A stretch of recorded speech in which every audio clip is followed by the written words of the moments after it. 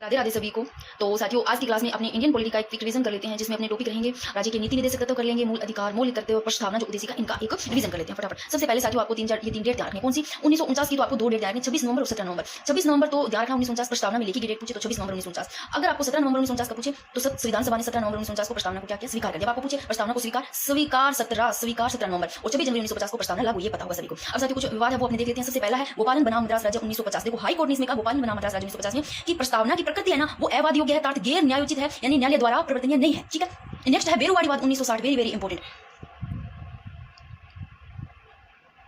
देखो, एक है बेरुवाड़ीवाद, एक है केशवानंद भारती बनाम केरल राज्य 1973, पूछा भी गया, वेरी वेरी इंपॉर्टेंट। देखो, केशवानंद भारती बनाम केरल राज्य 1973 का है और इससे पहले 67 का कौन सा है? गोलकनाथ बनाम पंजाब राज्य 1967। अब आपको डेट से ये भी दे दे तो भी ध्यान रखना, केशवानंद भारती बनाम केरल राज्य 73 का 1967 का, गोलकनाथ बनाम पंजाब राज्य और सज्जन सिंह बनाम राजस्थान राज्य 1965, इससे पहले का 1965 का ये। फिर बेरुवाड़ी 60, बेरुवाड़ी 60 याद रखना है। अब साथियों, जो बेरुवाड़ीवाद 1960 है और जो केशवानंद भारती बनाम केरल राज्य 1973, इन दोनों को आप थोड़ा सा अंतर करके पढ़ो। क्या कि बेरुवाड़ीवाद 1960, इसमें तो कहा कि प्रस्तावना संविधान का भाग नहीं है, तो किसमें कहा कि संविधान प्रस्तावना संविधान का भाग है? इसमें हाईकोर्ट ने कहा, कौन से में? केशवानंद भारती बनाम केरल राज्य 1973 में कहा कि प्रस्तावना किसका भाग है? संविधान का भाग है। तो साथियों, किसमें नहीं, किसमें कहा कि नहीं है भाग? बेरुवाड़ीवाद इसमें कहा कि प्रस्तावना संविधान का भाग नहीं है, ना इसमें संशोधन किया जा सकता है। इसको कह दिया हाईकोर्ट ने कि प्रस्तावना संविधान का भाग है और इसमें संशोधन किया जा सकता है। अब मैं आगे हाथ नहीं लेकर के आऊंगी, फिर एक दो कमेंट आते याद नहीं रहता, आदत पड़ी हुई है, ठीक है ना। तो देखो, बेरुवाड़ीवाद 1960 की बात करें तो प्रस्तावना संविधान का भाग नहीं है, न इसमें संशोधन किया जा सकता है, लेकिन किसी भी अनुच्छेद की भाषा यदि इसमें संदिग्ध लगती है ना, कोई भी आर्टिकल की भाषा क्या लगे, संदिग्ध लगे, तो प्रस्तावना की क्या ली जा सकती है? सहायता ली जा सकती है। ना तो देखो प्रस्तावना संविधान का भाग है और ना इसमें संशोधन किया जा सकता है। कौन सा? बेरुवाड़ीवाद 1960 में। अगर भाषा मान लो कोई संदिग्ध लगती है कोई भी आर्टिकल की, तो उसमें प्रस्तावना की सहायता ली जा सकती है। ये बेरुवाड़ीवाद 1960 का है और 1973 का very very important case Bharati नाम के राज्य 1973। इसमें हाईकोर्ट ने कहा कि प्रस्तावना संविधान का भाग है भाई और संशोधन भी किया जा सकता है, लेकिन संविधान का मूल ढांचा प्रभावित नहीं हो, जिसमें संविधान का जो मूल ढांचा है ना वो प्रभावित नहीं होना चाहिए। फिर बात करते हैं साथियों, सज्जन सिंह बनाम राजस्थान राज्य 1965। आप सज्जन सिंह को पेस्ट का करो 1965, ऐसे याद रह जाएगा। फिर प्रस्तावना विधानसभा के सदस्यों की मस्तिष्क की उपज है, ये कहते हैं सज्जन सिंह बनाम राजस्थान राज्य 1965। फिर गोलकनाथ बनाम पंजाब राज्य 1967 की प्रस्तावना विधानसभा के कार्यों का निचोड़ है।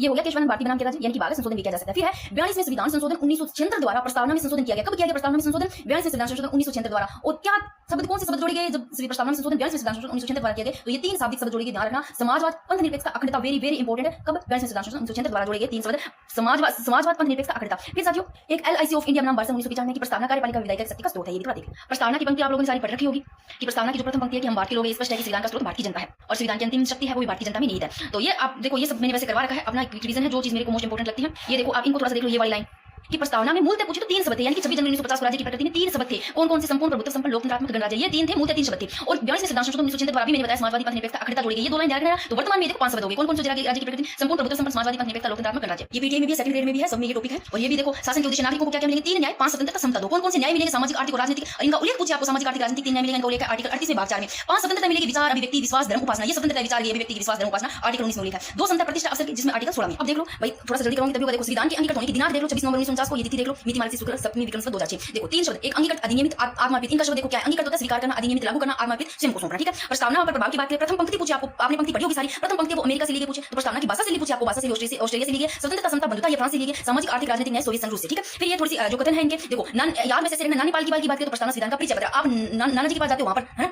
नाना जी के पास जाते हो, आपका परिचय कर लेते हैं ना, किसका बेटा है ना के नाम का, तो नानी पाल की बात परिचय पत्र याद रखना। अर्नेस्ट बार्कर की बात करें तो कुंजी, ऐसे प्रस्तावना संविधान की कुंजी है। अर्नेस्ट बार्कर आ रहा है, बार्कर से बार जा रहे हैं तो कुंजी, यानी कि हाथ में कुंजी लेकर जाएंगे, कुंजी ले लो ताला लगा करके। ठाकुरदास भार्गव, और ठाकुर लोग होते हैं वो आभूषण पहनते हैं, आभूषण को आत्मा मानते हैं, याद रखना। प्रस्तावना संविधान की आत्मा आभूषण है, ये ठाकुरदास भार्गव की। मोहम्मद हिदायतुल्लाह की बस मैं से मोहम्मद हिदायतुल्लाह, मैं से मुलाक में रखना। के एम मुंशी कुंडली, राजनीतिक कुंडली से रखना। ठीक है। प्रस्तावना संविधान की राजनीतिक कुंडली। मौलिक अधिकार से पहले मैं थोड़ा सा आपको ये बता देती हूँ, देखो कि स्वतंत्रता, समानता, बंधुता तीनों शब्द फ्रांस की क्रांति किनारे वैसे के वैसे लिए गए हैं। अंगीकृत संविधान को स्वीकार करना और ये मैंने बता दिया। ठीक है ना। अब साथियों बात करते हैं, यहाँ से भी प्रश्न बने हुए। देखो, संपूर्ण प्रभुत्व, संपन्न कारण है कि भारत अपने आंतरिक एवं बाह्य मामलों में किसी विदेशी सत्ता या शक्ति के अधीन नहीं है। फिर है उद्देशिका का प्रारंभ, आरंभ की बात करें तो हम भारत के लोग से अर्थ क्या है? तो हम भारतीय लोग से अर्थ संविधान का मूल स्रोत भारतीय जनता है, वही समझ शक्तियों का केंद्र बिंदु है। ठीक है। देखो, प्रस्तावना को 26 नवंबर 1949 को अंगीकृत तथा अधिनियमित करके राष्ट्र को समर्पित किया, यानी कि इसलिए 26 नवंबर को विधि दिवस मनाया जाता है। अब करते हैं मौलिक अधिकार। ठीक है ना। देखो, प्रारंभ में 7 थे, वर्तमान में 6 है और यानी कि 44 में संविधान संशोधन 1978 द्वारा जोड़े गए। तो साथियों बात करते हैं मौलिक अधिकार की। प्रावधान देखो, ये मौलिक अधिकार ध्यान रखना, मौलिक अधिकार अमेरिका से लिए गए हैं। भाग 3 में है, आर्टिकल 12 से 35 तक उल्लेख है। मौलिक अधिकार का भाग 3 आर्टिकल 12 से 35 तक। ये देखो, भारतीय संविधान के भाग 3 के अनुच्छेद 12 से 35। देखो, मूलतः 7 मौलिक अधिकार थे कि प्रारंभ में कितने थे पूछे तो 7। ठीक है। और लेकिन 44वां संविधान संशोधन 1978 द्वारा आर्टिकल 31 में उल्लेखित जो संपत्ति के अधिकार है, इसको मौलिक अधिकार से साथियों हटा दिया गया। पहले 7 थे, एक हटा दिया गया ये वाला। ठीक है ना। आर्टिकल 31 जो हटा दिया गया, 6 बच गए ना, तो मौलिक अधिकार हटा दिया गया। कौन सा? संपत्ति के अधिकार को मौलिक अधिकार से हटा करके अनुच्छेद 301 के तहत कानूनी या विधिक अधिकार बना दिया गया। तो जो अब हटाया गया ना 31वां, वो किसको बना दिया गया? अनुच्छेद 301 के तहत कानूनी या विधिक अधिकार बना दिया गया। ठीक है। तो ये चीज आप इस नोट्स में देख लो, ये चीज लिखी हुई है। ठीक है ना। बाकी में 12 से 35 आर्टिकल संख्या प्रारंभ में 7 थी, वर्तमान में 6 है। वेरी वेरी इंपॉर्टेंट, ये पूछा भी गया 2019 में। अनुच्छेद 31 संपत्ति का मूल अधिकार हटा करके 300 ए या के ध्यान रखना, हमें कानूनी अधिकार बना दिया गया, विधिक कानूनी अधिकार। ठीक है। ये 2012 में भी पूछा गया है। मौलिक अधिकारों की सूची में दूसरा अधिकार अधिकार स्वतंत्रता का अधिकार है, मौलिक अधिकार सूची में दूसरा स्वतंत्रता का अधिकार है, ठीक है। मौलिक अधिकार भाग 3 में शामिल किए गए।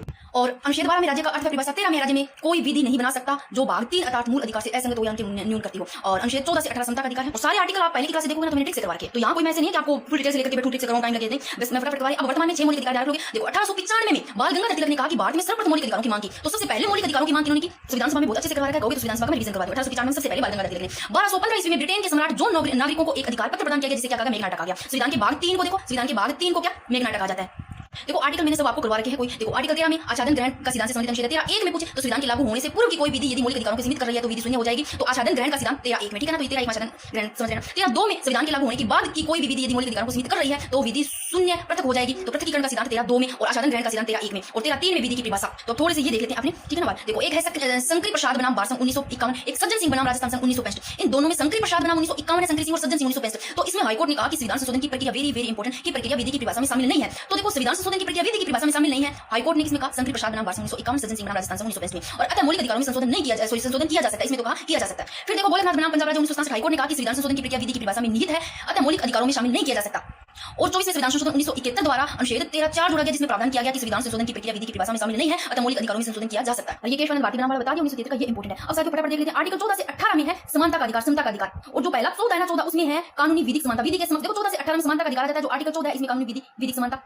और देखो विधि के समक्ष समता है ना वो ब्रिटेन से ग्रहण की गई। विधि के समक्ष इंपॉर्टेंट है, विधि के समक्ष समता कहां से? ब्रिटेन से ग्रहण की गई। कानून के आधार पर किसी भी व्यक्ति के साथ भेदभाव नहीं किया जा सकता, प्रकृति है यानी कि नकारात्मक नहीं किया जा सकता, ठीक है। फिर विधियों का सम्मान संरक्षण अमेरिका से ली गई, विधि के समक्ष समता ब्रिटेन से, यानी कि समान व्यवहार में असमान के साथ असमान व्यवहार, यानी कि प्रति यहाँ पर सकारात्मक प्रति यहाँ भी सकारात्मक। यहाँ पर कानून के आधार पर किसी के व्यक्ति के साथ यानी कि जिसका भेदभाव नहीं तो प्रकृति भी नकारात्मक। ये थोड़े फटाफट देख लो, बाकी मैंने फुल डिटेल से करवा रखा है। देखो 12 में राज्य की परिभाषा है, 13 में आच्छादन ग्रहण के सिद्धांत से संबंधित है, 14 से 18 समानता का अधिकार है, 14 में कानूनी विधिक समता की, 15 में सामाजिक समानता की। अब 15 में देख लो, आपको 15(1) में पूछे तो किसी भी नागरिक के साथ धर्म, मूल, वंश, जाति, लिंग व जन्म स्थान के आधार पर भेदभाव नहीं किया जा सकता। मैं आपको एक चीज बताती हूँ जो मैंने एक जगह लिखी है, मोस्ट इंपोर्टेंट है। ये देखो ये चीज आपको ध्यान रखनी है, ऐसे कोई भी बताता भी नहीं है। एक चीज देखो अनुच्छेद 15(1) में आप जब भी पूछे धर्म, मूल, वंश, जाति, लिंग, जन्म स्थान आता है, धर्म, मूल, जाति, लिंग, जन्म स्थान, तो 15(1) ध्यान रखना है। अगर धर्म, मूल, जाति, लिंग यहाँ तक आ गया, फिर उद्भव आ गया, जिसमें उद्भव दे दे तो 16(2). बाकी देखो जन्म स्थान, निवास स्थान, धर्म, मूल, जाति, लिंग आ गया, उद्भव 16(2). फिर अनुच्छेद 23(2) में वर्ग 23(2) वर्ग 16(2) उद्भव नाम आता है 16 आर्टिकल 16(2). 15 में धर्म, मूल, जाति, लिंग, जन्मस्थान। फिर देखो 29(2) में भाषा, 29 भाषा, 29(2) भाषा, 23(2) वर्ग 16(2) उद्भव। फिर बात करते हैं अनुच्छेद 325 से लिंग, ठीक है ना। तो धर्म, मूल, जाति, लिंग आता है 325, 29(2) भाषा, 23(2) वर्ग। तो यहाँ पर थे आपने देखो आगे 15(1), फिर 15(2) में है सार्वजनिक स्थलों में प्रवेश को लेकर के नागरिक राज्य अन्य नागरिकों के साथ भेदभाव नहीं करना। और 15(3) में राज्य महिलाओं में बच्चों हेतु विशेष प्रावधान करेगा। और 15(4) में जो आर्टिकल 15(4) है प्रथम संशोधन 1951 द्वारा जोड़ा गया, जिसमें SC ST पिछड़ा वर्ग को सामाजिक शैक्षणिक पिछड़ेपन के आधार पर राज्य विशेष प्रावधान करेगा। 15(5) में 93 संविधान संशोधन 2005 द्वारा जोड़ा गया, जिसमें SC ST पिछड़ा वर्ग को सामाजिक शैक्षणिक पिछड़ेपन के आधार पर शिक्षण संस्थानों में प्रवेश विशेष प्रावधान, ठीक है, यानी कि उच्च और निजी शिक्षण संस्थानों में प्रवेश में आरक्षण हो गया। देखो अशोक कुमार ठाकुर बनाम वर्ष 2008 है ना, हाईकोर्ट ने कहा कि 15(5) को संवैधानिक माना। अब ये आर्टिकल मैं सब नहीं करवाने वाली हूं, मैंने करवा के पहले की क्लास देख लेना जो फुल डिटेल से नहीं किया जिन्होंने। एक ये देख लो मेनका गांधी बनाम वर्ष 1978, कौन सा है मेनका गांधी बनाम वर्ष 1978? इसमें कहा कि आर्टिकल 14 और 21 और 19 कौन से आर्टिकल है? 14 हो गया, 19 और 21 मौलिक अधिकारों का क्या है? गोल्डन ट्रायंगल है, स्वर्णिम जो त्रिभुज है, जीवन गरिमापूर्ण हो और गरिमापूर्ण जीवन विदेश भ्रमण की स्वतंत्रता भी नहीं तो, ठीक है। और एक ये देख लो जो मेरे को लगता है इंपॉर्टेंट है कि गोपालन बनाम मद्रास राज्य 1950, इसमें पहले भी बता दिया मैंने, गोपालन बनाम मद्रास राज्य 1950 वाला वेरी वेरी इंपॉर्टेंट। देखो उस न्यायालय ने कहा कि कार्यपालिका द्वारा किसी भी व्यक्ति के जीवन जीने का अधिकार को सीमित नहीं किया जा सकता। आर्टिकल 21 में है जो उस न्यायालय ने क्या कहा कि कार्यपालिका द्वारा किसी व्यक्ति का जो जीवन जीने का अधिकार है उसको सीमित नहीं किया जा सकता, जीवन जीने का अधिकार को सीमित किया जाएगा। आर्टिकल 21 वाला इसमें ये गोपालन बनाम मद्रास 1950 में, ठीक है। फिर साथियों बात करते हैं, ये मैंने बता दिया। ये आपको पता होगा आर्टिकल 21 में प्राण इंदेक स्वतंत्रता का संरक्षण है कि प्राण इंदेक स्वतंत्रता संरक्षण जीवन जीने का जो अधिकार है इसको निजता का अधिकार बोलते हैं।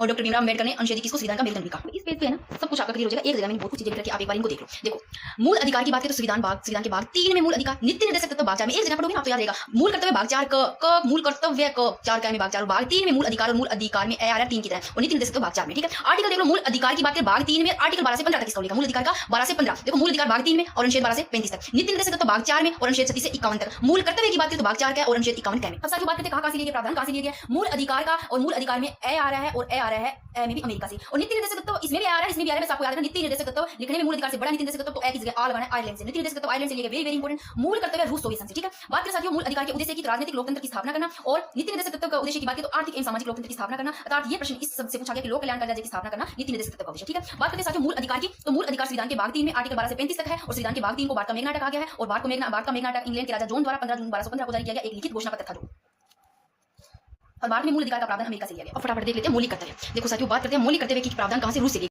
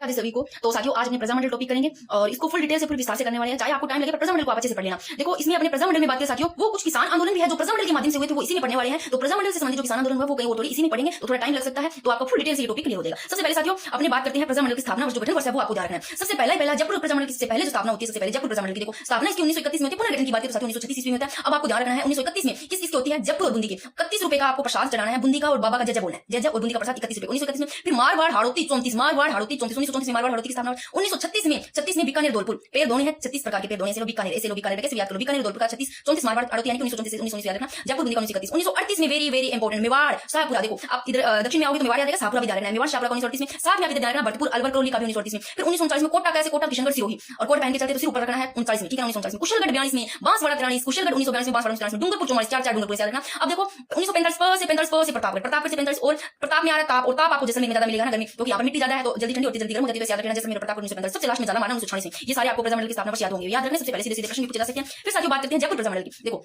जयपुर प्रजामंडल की स्थापना की बात करें तो 1931 में होती है और पुनर्गठन 1936 में होता है। स्थापना की बात करें तो साथियों 1931 में संस्थापक कौन, कपूर चंद पाटनी और जमनालाल बजाज। 31 कपूर चंद पाटनी याद रखना। फिर पुनर्गठन की बात 1936 में जमनालाल बजाज और हीरालाल शास्त्री है। पुनर्गठन 1936 में किनके द्वारा, जमनालाल बजाज और हीरालाल शास्त्री के द्वारा। अध्यक्ष कौन थे, चिरंजीलाल मिश्र और हीरालाल शास्त्री, जो हीरालाल शास्त्री मामले थे, ठीक है। अब बात करें साथियों इनमें महिला नेता भी देख लो कौन सी जयपुर प्रजामंडल आंदोलन से संबंधित, रमा देवी, देशपांडे, रत्ना शास्त्री, रत्ना शास्त्री, सुमित्रा देवी आगे, इंदिरा देवी, सुशीला गोयल, इंदिरा और शारदा देवी। फिर बात करते हैं साथियों प्रजामंडल का प्रथम अधिवेशन कब बुलाया गया, तो प्रथम अधिवेशन जो बुलाया गया 8 से 9 मई 1938 ईस्वी को नथमल कटरा जयपुर में बुलाया गया प्रजामंडल का प्रथम अधिवेशन। फिर बात करते हैं साथियों कस्तूरबा गांधी ने महिलाओं की सभा को संबोधित किया, वो किया 10 मई को, ठीक है 10 मई 1938 को, और प्रजामंडल के कार्यकर्ताओं ने सत्याग्रह चलाया और इस दौरान महिलाएं भी जेल में गई और महिलाओं का नेतृत्व जरूर किन्होंने किया, दुर्गावती शर्मा ने, वेरी इंपोर्टेंट हो गया। जयपुर प्रजामंडल की स्थापना 1931 में कपूर चंद पाटनी ने रखना, पुनर्गठन 1936 में, और ये ध्यान रखना कि महिलाओं का नेतृत्व दुर्गावती शर्मा ने, ठीक है। साथियों एक जेंटलमैन एग्रीमेंट होता है, वो ध्यान रखना 1942 में 17 सितंबर को होता है, 17 सितंबर 1942 को जेंटलमैन एग्रीमेंट होता है। किन के बीच में होता है जेंटलमैन एग्रीमेंट, हीरालाल शास्त्री और मिर्जा इस्माइल के मध्य होता है। हीरालाल शास्त्री जयपुर प्रजामंडल के अध्यक्ष और मिर्जा इस्माइल जयपुर के दीवान, इन दोनों के बीच में क्या होता है जेंटलमैन एग्रीमेंट होता है। ये लो आप इस फिर से देख लो एक बार, ये देखो जेंटलमैन एग्रीमेंट की बात करें साथियों हीरालाल शास्त्री और मिर्जा इस्माइल के बीच में होता है। इनके अनुसार जयपुर राज्य भविष्य के क्या कहता है कि इनके अनुसार जयपुर राज्य भविष्य में किनकी मदद नहीं करेगा, अंग्रेजों की मदद नहीं करेगा और वह राज्य में उत्तरदायी शासन की स्थापना करेगा। इस समझौते के बाद जयपुर प्रजामंडल ने बाढ़ आंदोलन 1942 में भाग नहीं लिया और जेंटलमैन एग्रीमेंट 1942 में होता है। 1940 में हीरालाल शास्त्री जयपुर प्रजामंडल के क्या बने, अध्यक्ष बने।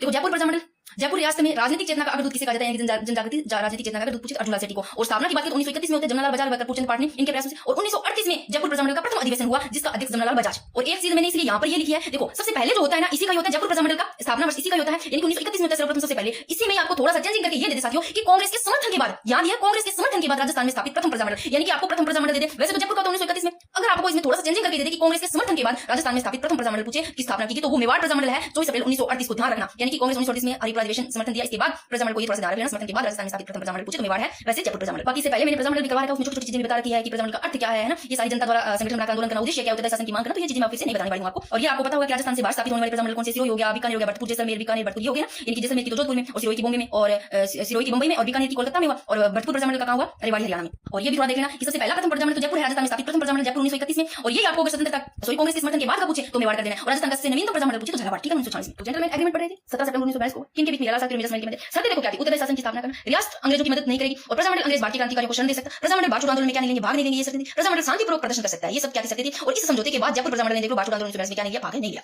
फिर साथ ही बात करते हैं आजाद मोर्चा जो कि 1942 में था। संस्थापक की बात करें आजाद मोर्चा है, इसकी बाबा हरिश्चंद्र प्रमुख नेता ये संस्थापक थे। और गुलाब चंद कालसीवाल हो गए, दौलतमल जो भंडारी है, रामकरण जोशी है, ये इन्होंने सहयोग किया था, ठीक है, इनके सहयोग से संस्थापक आजाद मोर्चा 1942 में, ठीक है। ये जो आजाद मोर्चा चला था 1942 में जेंटलमैन के विरोध में, ठीक है, दोनों 1942 में, ये 17 सितंबर 1942 को चलता है, इसके विरोध में आजाद मोर्चा चलाया गया था। फिर बात करते हैं 1945 में जवाहरलाल नेहरू आजाद मोर्चा का विलय है वो प्रजामंडल में करवाया।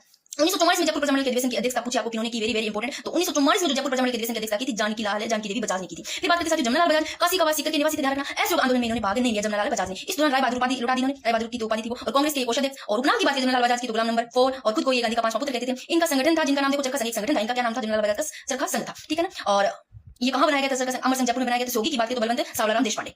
अब आपके साथ जानकी देवी बजाज से संबंधित देखो कोई अगर प्रश्न पूछे, कोई भरोसा नहीं प्रश्न का, तो इसलिए मैंने डीपी से करवा रही हूं, प्रश्न का कोई विश्वास नहीं, क्या पूछ ले कोई आप चीजों कोई छोटी सी नॉर्मल चीजें नहीं पढ़ी वहां से प्रश्न टपका दिया, फिर क्या भरोसा। तो जानकी देवी बजाज की बात करें साथियों तो ये प्रजामंडल की अध्यक्ष बनी 1944 ईस्वी में। और इससे संबंधित देख लो जानकी देवी बजाज ने 108 कुएं बनाए, गो सेवा संघ से भी जुड़ी रही। अब आपको पूछ ले कि जानकी देवी से संबंधित ऐसे कथन चुनिए, क्या वो गो सेवा संघ से जुड़ी रही थी, क्या यहाँ 120 कुएं बनाए तो 108 कुएं बनाए। और भूदान आंदोलन में भी इन्होंने भाग लिया, 1956 में पद्म विभूषण मिला प्रथम राजस्थानी, ठीक है। बात करते साथियों एक बार प्रमुख महिलाएं देख लो, रमा देवी शामिल है, रमा देवी देशपांडे, दुर्गावती शर्मा जो इन्होंने महिलाओं का नेतृत्व किया, इंदिरा देवी, सुशीला देवी, शारदा देवी, सुमित्रा, जानकी देवी बजाज, रतन शास्त्री, विद्या देवी, ठीक है, ये सब शामिल थे। जानकी देवी बजाज होगी और रतन शास्त्री, विद्या देवी। फिर बात करते साथियों प्रमुख समाचार पत्र भी थोड़ी देख लो, देखो एक जयपुर समाचार पत्र, एक लोकवाणी अखबार हो गया जयभूमि। जयपुर की बात करें तो 1942 ईस्वी में, जयपुर की 1942 ईस्वी में श्यामलाल वर्मा ने निकाला। मैं थोड़ा जल्दी करवा रही हूँ, ठीक है ना, एग्जाम का टाइम भी नहीं बचा है और फटाफट रिवीजन हो जाए तो बहुत अच्छी बात है। हिंदी राजभाषा आंदोलन में ये चलाया गया, श्यामलाल वर्मा ने चलाया कौन सी, जयपुर कब 1942 ईस्वी में हिंदी राजभाषा आंदोलन में चलाया 1922 ईस्वी में, ठीक है। और बात करें साथियों सहयोगी कल्याण सिंह। फिर बात करते साथियों लोकवाणी की बात करें, जो लोकवाणी अखबार है 1943 ईस्वी में, किसने निकाला? देवीशंकर तिवारी ने। जयपुर 1942 में किसने निकाला? श्यामल वर्मा ने निकाला, श्यामलाल वर्मा ने। लोकवाणी 1943 में देवीशंकर तिवारी ने निकाला और जमनालाल बजाज की याद में निकाला, ये भी देखना लोकवाणी। जयभूमि की बात 1940 में गुलाबचंद काला ने, ठीक है, जयभूमि गुलाबचंद काला।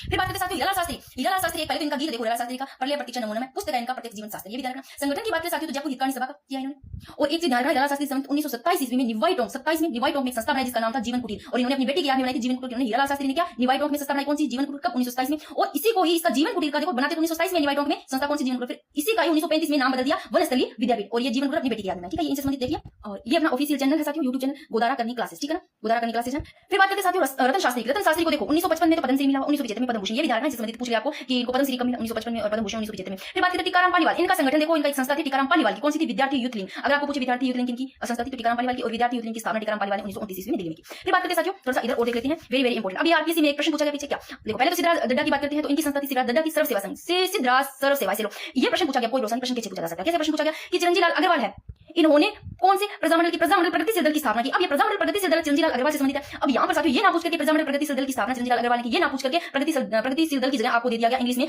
प्रजामंडल प्रोग्रेसिव पार्टी की स्थापना किसने की। अब जिन्होंने प्रगतिशील दल पढ़ा इंग्लिश नहीं है, जिनको नहीं पता तो वो पता नहीं क्या भरोसा कैसे क्या करके आए हैं। तो प्रजामंडल प्रोग्रेसिव पार्टी की स्थापना पूछे तो चिरंजीव लाल अग्रवाल ने की, इंपोर्टेंट बनता है प्रश्न, ठीक है, पूछा गया। फिर साथियों बात करते हैं बूंदी प्रजामंडल की स्थापना 1931 ईस्वी में। सबसे पहले लाइन बताई थी एक ही बूंदी और जयपुर, जय वो बूंदी खाकर के दोनों की 1931 में होती है, बूंदी प्रजामंडल की 1931 में। संस्थापक की बात साथियों बूंदी खाकर के क्या आ जाती है, जय पर कांति आ जाती है, बूंदी खाकर के कांति 31 में कांतिलाल और साथ में नित्यानंद, यानी कि नित्य ही बूंदी खाओ नित्य ही कांति आएगी। और ऋषिदत्त मेहता की तरफ बन जाओगी, कांति आएगी तो कांतिलाल नित्यानंद और ऋषिदत्त मेहता बूंदी प्रजामंडल के संस्थापक 1931 में। साथियों बात करें ऋषिदत्त मेहता इनके समाचार पत्र की बात करें, उनके एक संगठन है संस्था बूंदी देश राज्य लोक परिषद। ऋषिदत्त मेहता समाचार पत्र की बात करें राजस्थान वीकली, ये व्यावर से 1923 निकाली, ठीक है, ये हो गया प्रजामंडल प्रोग्रेसिव पार्टी चिरंजीव लाल अग्रवाल ने स्थापना की। फिर बात करते हैं मारवाड़ सेवा संघ। मारवाड़ सेवा संघ 1920 में संस्थापक की बात करें जय नारायण व्यास, मारवाड़ जय नारायण व्यास। अध्यक्ष की बात करें दुर्गा शंकर तिवारी। मारवाड़ सेवा संघ की बात करें संस्थापक जय नारायण व्यास, अध्यक्ष दुर्गा शंकर तिवारी, मंत्री प्रयागराज भंडारी। और इस संगठन ने एक कौन सा आंदोलन चलाया? मारवाड़ सेवा संघ ने तोड़ आंदोलन चलाया, ध्यान रखिए आपको। और इसमें मारवाड़ के दीवान पूछे श्याम बिहारी थे, ठीक है। अब साथियों बात करें 1920 ईस्वी में, अभी मैंने बताया थोड़ी देर पहले 1920 ईस्वी में राजस्थान सेवा संघ की तर्ज पर राजस्थान जय नारायण व्यास ने मारवाड़ सेवा संघ की गठन किया। तो मारवाड़ सेवा संघ के गठन की बात करें तो किन्होंने? जय नारायण व्यास ने 1920 में राजस्थान सेवा संघ की तर्ज पर, ठीक है, ध्यान रखना। और जय नारायण व्यास की दो पुस्तकें भी है, देखो लिखित कौन सी है, मारवाड़ की अवस्था और पोपाबाई रिपोर्ट प्रकाशित, ठीक है ना, ये वेरी वेरी इंपोर्टेंट, जिसमें मारवाड़ सरकार की आलोचना की गई है, ये भी ध्यान रखना, पोपाबाई रिपोर्ट में, ठीक है। फिर साथियों बात करते हैं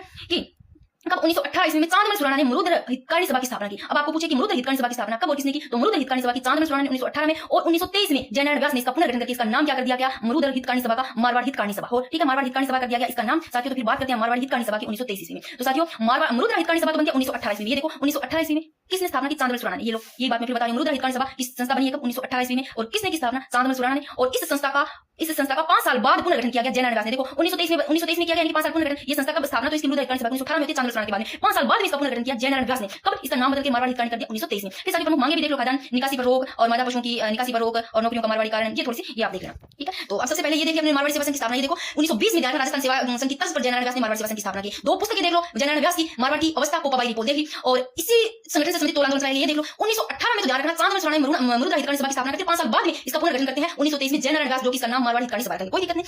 और एक ध्यान रखना 1931 में जय नारायण व्यास ने मारवाड़ यूथ लीग की स्थापना की। आपको पूछे कि मारवाड़ यूथ लीग की स्थापना कब और किसने? जय नारायण व्यास ने 1931 में, ठीक है। और जय नारायण व्यास ने तरुण राजस्थान समाचार पत्र में वर्तमान मारवाड़ कॉलम लिखा, और प्रिंसली इंडिया समाचार पत्र में मारवाड़ में कुशासन कॉलम लिखा, ये भी ध्यान रखना इंपोर्टेंट। और ये थोड़ी सी पता होगा शिक्षा दिवस 1936 को, कृष्णा दिवस 1936 को, जोधपुर प्रजामंडल की स्थापना 1934 को, ये भी थोड़ी सी देखना, ये अपने आगे देख लेंगे। फिर बात करते हैं साथियों मारवाड़ देशी राज्य लोक परिषद की स्थापना किसने और कब की। तो मारवाड़ देशी राज्य लोक परिषद ध्यान रखना 1929 ईस्वी में स्थापना, वेरी वेरी इंपोर्टेंट। मारवाड़ देशी राज्य लोक परिषद की जय नारायण व्यास ने, मारवाड़ जय नारायण व्यास ने 1929 में। प्रथम अधिवेशन कब बुलाया गया इसका? मारवाड़ देशी राज्य लोक परिषद का प्रथम अधिवेशन बुलाया गया 11 और 12 अक्टूबर 1929 ईस्वी को जोधपुर में, ठीक है।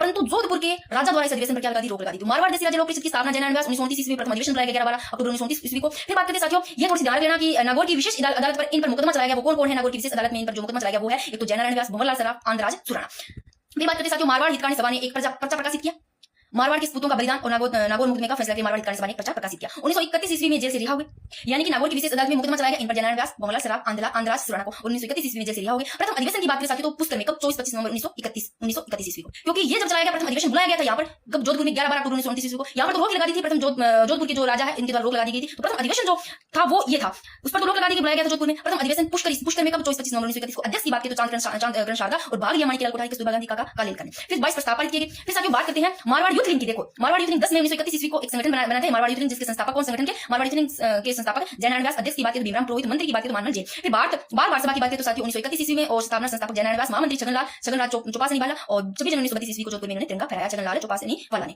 अब मेरे को बताना छगनलाल चौपासी वाला लगाता है क्या इनकी कास्ट है या इनका गांव है, ये बताना मेरे को आप, ठीक है ना, अगर आप लोगों को पता है तो।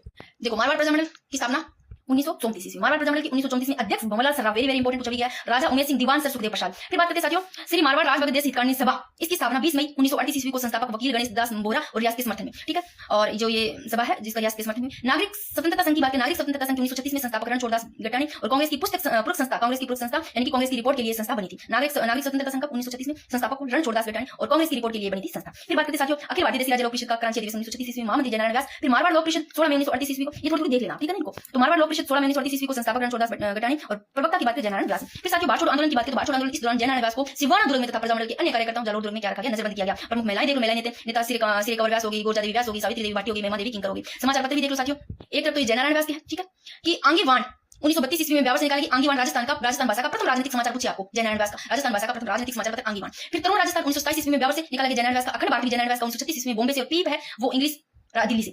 और लोक सुधार की बात करें ये बलदेव राम मित्रा द्वारा, और प्रजा सेवा का ये किसका अचलेश्वर प्रसाद शर्मा का, रियासत 1945 ईस्वी में सुमनेश जोशी द्वारा। अब थोड़ा स्पीड और चपनी पड़ेगी मेरे को। हड़ौती प्रजामंडल की स्थापना 1934 में। हड़ौती प्रजामंडल के गठन की बात करें पंडित न्यूनराम शर्मा, ठीक है। हड़ौती कोटा ऐसे कोट पहनते हैं नया न्यूनराम शर्मा, ठीक है। और न्यूनराम शर्मा ने हड़ौती सेवा संघ की क्या स्थापना की, हड़ौती प्रजामंडल की हड़ौती प्रजामंडल के अधिवेशन की अध्यक्षता, ठीक है, मुझे तो हाजी फैज मोहम्मद ने की। हड़ौती प्रजामंडल 1934 में न्यूनराम शर्मा ने हड़ौती प्रजामंडल के अधिवेशन की अध्यक्षता हाजी फैज मोहम्मद ने की। फिर बात करते हैं कोटा प्रजामंडल 1939 ईस्वी। हड़ौती प्रजामंडल के देखो जो हड़ौती प्रजामंडल इसके निष्क्रिय हो जाने पर न्यूनराम शर्मा ने पंडित अभिन हरि के सहयोग से कोटा प्रजामंडल की स्थापना की। किसके सहयोग से, न्यूनराम शर्मा पंडित अभिन हरि के। और इसका प्रथम अधिवेशन पंडित न्यूनराम के अध्यक्षता में मांगरोल में हुआ। हड़ौती प्रजामंडल न्यूनराम शर्मा द्वारा कोटा का प्रथम अधिवेशन है वो प्रथम न्यूनराम के अध्यक्षता में हुआ और अन्य सहयोगी तनसुखलाल मित्तल। फिर साथियों बात करते हैं बीकानेर प्रजामंडल की स्थापना 1936 में। और सर्व हितकारिणी सभा जो कि 1907 में चूरू में, तो सर्व हितकारिणी सभा की स्थापना 1907 में कहां, चूरू में। संस्थापक की बात करें स्वामी गोपालदास कन्हैयालाल ढोल, और इन्होंने ये भी ध्यान रखना कि एक पुत्री पाठशाला खोली, और पुत्री पाठशाला खोली, कबीर पाठशाला खोली, पुत्री पाठशाला तो खोली महिला शिक्षा के लिए और कबीर पाठशाला खोली दलित शिक्षा के लिए। आपको यहां से कुछ पूछ ले कि स्वामी गोपालदास कन्हैयालाल ढोल है जो इसके संस्थापक है, और इन्होंने पुत्री पाठशाला खोली वो किसके लिए, महिला शिक्षा के लिए, कबीर पाठशाला दलित शिक्षा के लिए। फिर बात करें साथियों 1913 में महाराजा गंगा सिंह ने प्रजा प्रतिनिधि सभा की क्या स्थापना की, और धर्म स्तूप घटना 26 जनवरी 1930 में चूरू में, और स्वामी गोपालदास चंद्रमन बहड़ इन दोनों ने चूरू में क्या फहराया, तिरंगा फहराया। चंद्रमन जो बहड़ है स्वामी गोपालदास ने, दोनों ने चूरू में तिरंगा फहराया। बीकानेर दिग्दर्शन की बात करें 1931 ईस्वी में पीएल चूड़ीकर और अमृतलाल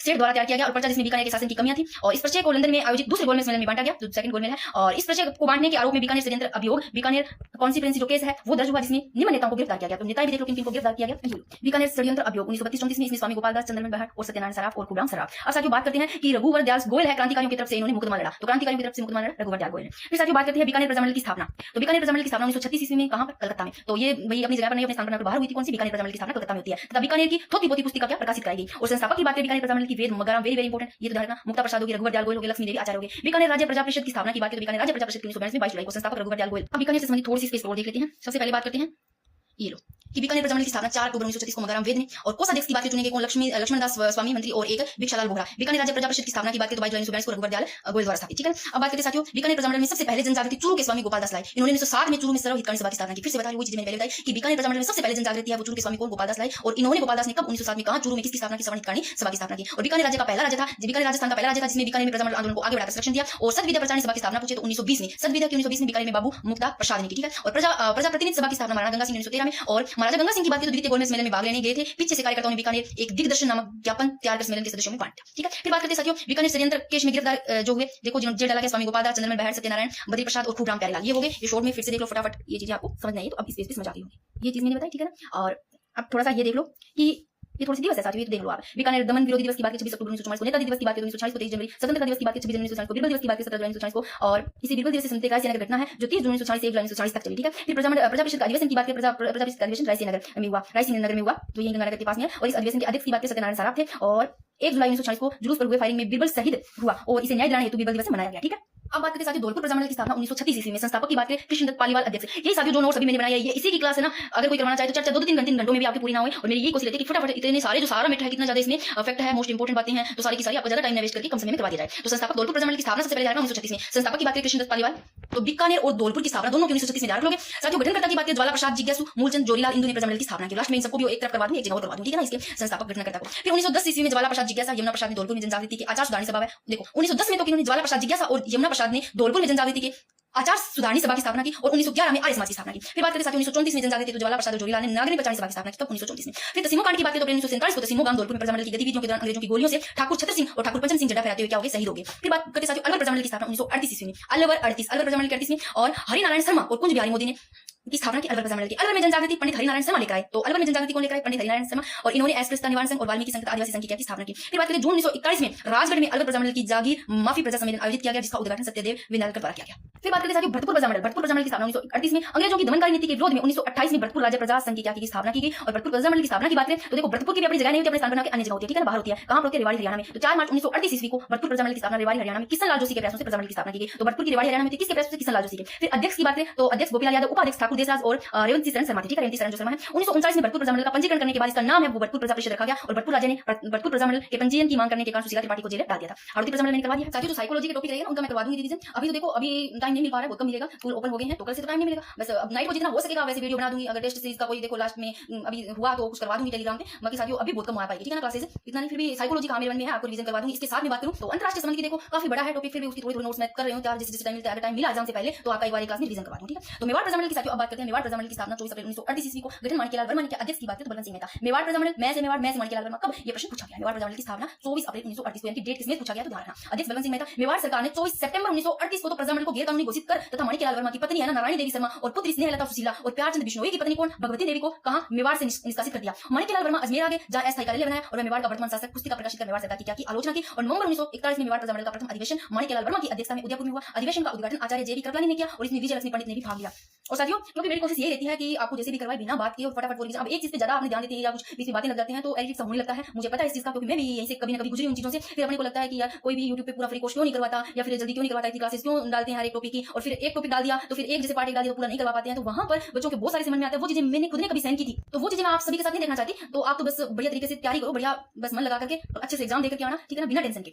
और साथियों बात करते हैं नेक्स्ट की बाढ़ छोड़ो आंदोलन के दौरान मेवाड़ प्रजामंडल के प्रमुख नेता माणिक्यलाल वर्मा और बलवंत सिंह मेहता और मोहनलाल सुखाड़िया को गिरफ्तार किया गया। तो बाढ़ छोड़ो आंदोलन के दौरान मेवाड़ प्रजामंडल के कौन नेता किनको किया गया? माणिक्यलाल वर्मा, बलवंत सिंह मेहता, मोहनलाल सुखाड़िया को क्या किया गया? गिरफ्तार किया गया। फिर बात करते हैं 31 दिसंबर 1945। तब 31 दिसंबर 1945 से 1 जनवरी 1946 को उदयपुर में अखिल भारतीय देसी राज्य लोक परिषद का क्या 7वां अधिवेशन हुआ। तो अखिल भारतीय देसी राज्य लोक परिषद का 7वां अधिवेशन कहां? उदयपुर में होता है। कब? 31 दिसंबर 1945 से लेकर 1940 यानी कि 1 जनवरी, जिसकी अध्यक्षता पंडित जवाहरलाल नेहरू ने की। Very very important. फिर बात करते हैं कोटा प्रजामंडल की स्थापना 1939 में और हाड़ौती प्रजामंडल में निष्क्रिय होने पर पंडित न्यूनराम शर्मा ने देखो जो हाड़ौती प्रजामंडल के 1938 ईस्वी में और जो कोटा प्रजामंडल है इसकी 1939 में हाड़ौती प्रजामंडल के निष्क्रिय हो जाने पर पंडित न्यूनराम शर्मा ने पंडित अभिन हरि के सहयोग से कोटा प्रजामंडल की स्थापना की। सॉरी हाड़ौती प्रजामंडल के 1934, ठीक है, 1938 बोल दिया मैंने, माफी चाहती हूं, ठीक है। तो कोटा प्रजामंडल के 1939 और जो हाड़ौती प्रजामंडल है उसकी 1934 ईस्वी में और बीकानेर प्रजामंडल की 1936 में और मेवाड़ प्रजामंडल की 1938 में। फिर बात करते हैं साथियों जैसलमेर प्रजामंडल की। Very very important. 1945 Jaisalmer Prajamandal की और प्रतापगढ़ की भी 45 में। तो जैसलमेर प्रजामंडल की 15 दिसंबर 1945 को जैसलमेर रियासत में जनजागृति लाने का श्रेय सागरमल गोपा को दिया गया। और जैसलमेर में 16 नवंबर 1930 है भाई, आपको कहीं 50 लग रहा हो, 30 है, ठीक है। जैसलमेर में 16 नवंबर 1930 को जवाहर दिवस मनाया गया। तो जैसलमेर में जवाहर दिवस कब? 1930 को 16 नवंबर को। जैसलमेर प्रजामंडल की स्थापना 15 दिसंबर 1945 को। और सागरमल गोपा ने आजादी की दीवानी जैसलमेर में गुंडाराज रघुनाथ सिंह का मुकदमा पुस्तक प्रकाशित की। तो सागरमल गोपा ने कौन सी पुस्तक प्रकाशित की? एक तो आजादी की दीवानी, एक जैसलमेर में गुंडाराज रघुनाथ सिंह का मुकदमा। और 15 दिसंबर 1945 को मिठालाल व्यास ने जोधपुर में जैसलमेर प्रजामंडल की स्थापना की। अब देखो जो जैसलमेर प्रजामंडल की स्थापना अपने स्थान पर नहीं हुई थी, कहां हुई थी? जोधपुर में हुई, बट राजस्थान में हुई थी, है ना, बाहर कहीं राजस्थान से बाहर नहीं हुई थी। अब देखो इस लाइन में मैंने आपको एक जगह अगर बता दिया है तो थोड़ा सा ध्यान रखना, ये लिख भी रखा है। अगर आपको पूछे राजस्थान से बाहर स्थापित होने वाली तो सिरोही, बीकानेर, भरतपुर थे, यानी कि सिरोही का तो मुंबई में होता है, बीकानेर का कोलकाता में होता है, भरतपुर का रेवाड़ी में। क्या राजस्थान में तो नहीं है।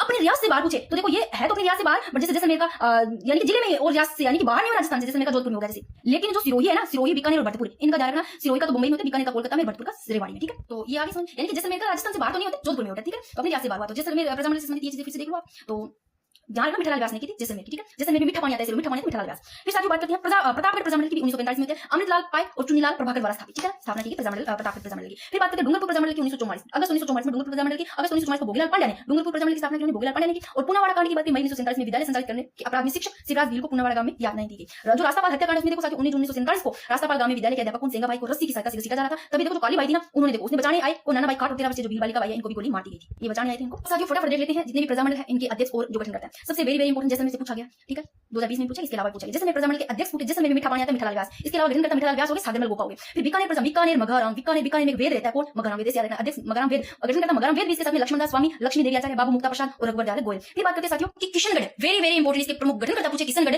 तो किशन जी के कांति आती है, कांतिलाल चौथानी, बुंदी का भी कांति आती है, याद रखना। तो किशनगढ़ कांतिलाल चौथानी पूछा गया, वेरी वेरी इंपोर्टेंट, प्रमुख गठन करता अध्यक्ष जमाल साहब। फिर मेवाड़ से भी पूछा गया, वेरी वेरी इंपोर्टेंट, मेवाड़ के अध्यक्ष बलवंत सिंह मेहता और मेवाड़ के गठन करता से प्रश्न पूछा गया, वेरी वेरी इंपोर्टेंट। मैं से मेवाड़, मैं से गठन करता, मैं से माणिक्यलाल वर्मा, भूरीलाल व्यास और भवानी शंकर वेद। सॉरी डूंगरपुर प्रजामंडल से भी पूछा गया, बांसवाड़ा से भी 2017 में। डूंगरपुर प्रजामंडल के बांसवाड़ा से और कई भी बाद में पूछे गए प्रश्न। डूंगरपुर प्रजामंडल के अध्यक्ष भोगीलाल पांडे, डूंगरपुर भोगीलाल पांडे, इसके साथ प्रमुख गठन करता शिवलाल कोटलिया, हरिदेव जोशी, गौरीशंकर आचार्य। बांसवाड़ा प्रजामंडल के अध्यक्ष विनोद चंद्र कोठारी और बांसवाड़ा प्रजामंडल के गठन करता भूपेंद्र नाथ, ठीक है। फिर कुशलगढ़ प्रजामंडल की बात है, अध्यक्ष बमला निगम और प्रमुख गठन करता बमला निगम और पन्ना लाल त्रिवेदी। करौली पे क्या है, 2 मात्राएं लगी हुई है और त्रिलोक में 2 मात्राओं की तरह त्रि लगा हुआ है। तो करौली के आपको पूछे अध्यक्ष त्रिलोक चंद्र माथुर, इंपोर्टेंट, 2010 में पूछा गया है और गठन करता चिरंजीलाल शर्मा और कुंदन मदन सिंह। फिर धौलपुर प्रजामंडल की बात है साथियों, कृष्ण जी के पैर धोकर के मैंने आपको, तो अध्यक्ष कृष्ण दस पालीवाल और धौलपुर के गठन करता धौलपुर जवाहरलाल कला प्रसाद जिज्ञासु जोरी लाल इंदु। फिर जोधपुर या मारवाड़ प्रजामंडल से प्रश्न पूछा गया है, तो जोधपुर मारवाड़ प्रजामंडल के अध्यक्ष पूछे भंवरलाल सर्राफ और गठनकर्ता जयनारायण व्यास, आंध्र राज सुराणा और मथुरादास द्वारा छगनराज जो चौपासने वाला है, ये चौपासने वाला से तो इसको चौपासने वाला बोला जाता है। इसके अलावा कुछ बच जाते हैं तो इनके गठनकर्ता आपने इस पे याद कर लीजिए। जैसे मेरे के गठनकर्ता मीठा, जैसे मीठा पानी आता है, बीकानेर का मगरा मेरा, किशनगढ़ का कांतिलाल, मेवाड़ का माणिक्यलाल वर्मा, जैसे जयपुर जैसे जमनालाल बजाज गठनकर्ता, जोधपुर मारवाड़ के जयनारायण व्यास आगे, वागड़ के डूंगरपुर के भोगीलाल पांड्या, बांसवाड़ा के भूपेंद्रनाथ, कुशलगढ़ के भंवरलाल निगम। बात करते साथियों कोटा, कोट पहनते हैं, नए कोट पहनेगा न्यू नाम शर्मा, नए कोट पहनेगा, बुंदी का कांतिलाल आगे गठनकर्ता, शाहपुरा रमेश चंद्र शाहपुरा, रमेश निशाय, सिरोही और सिरोही में सिर आ रहा है और पूरे कुल में गोकुल में भाइयों को पूरे कुल में से ऊंचा करके उठा करके घूमना चाहिए। झालावाड़ प्रश्न पूछा गया, मांगीलाल भव्य जो मांगीलाल वो झाला मार रहा है, मांगीलाल भव्य। फिर बात करते साथियों अलवर में हरिनारायण बोलना, आपको अलवर के जो गठन करता है हरिनारायण शर्मा, भरतपुर के किशनलाल जोशी और धौलपुर के ज्वाला प्रसाद, करौली के त्रिलोचन माथुर, और कोई रहा तो नहीं है। तो अब देखो ये भी अपना साथियों टॉपिक हो जाता है पूरा का पूरा, ठीक है। और अगर आपको ये पूछ ले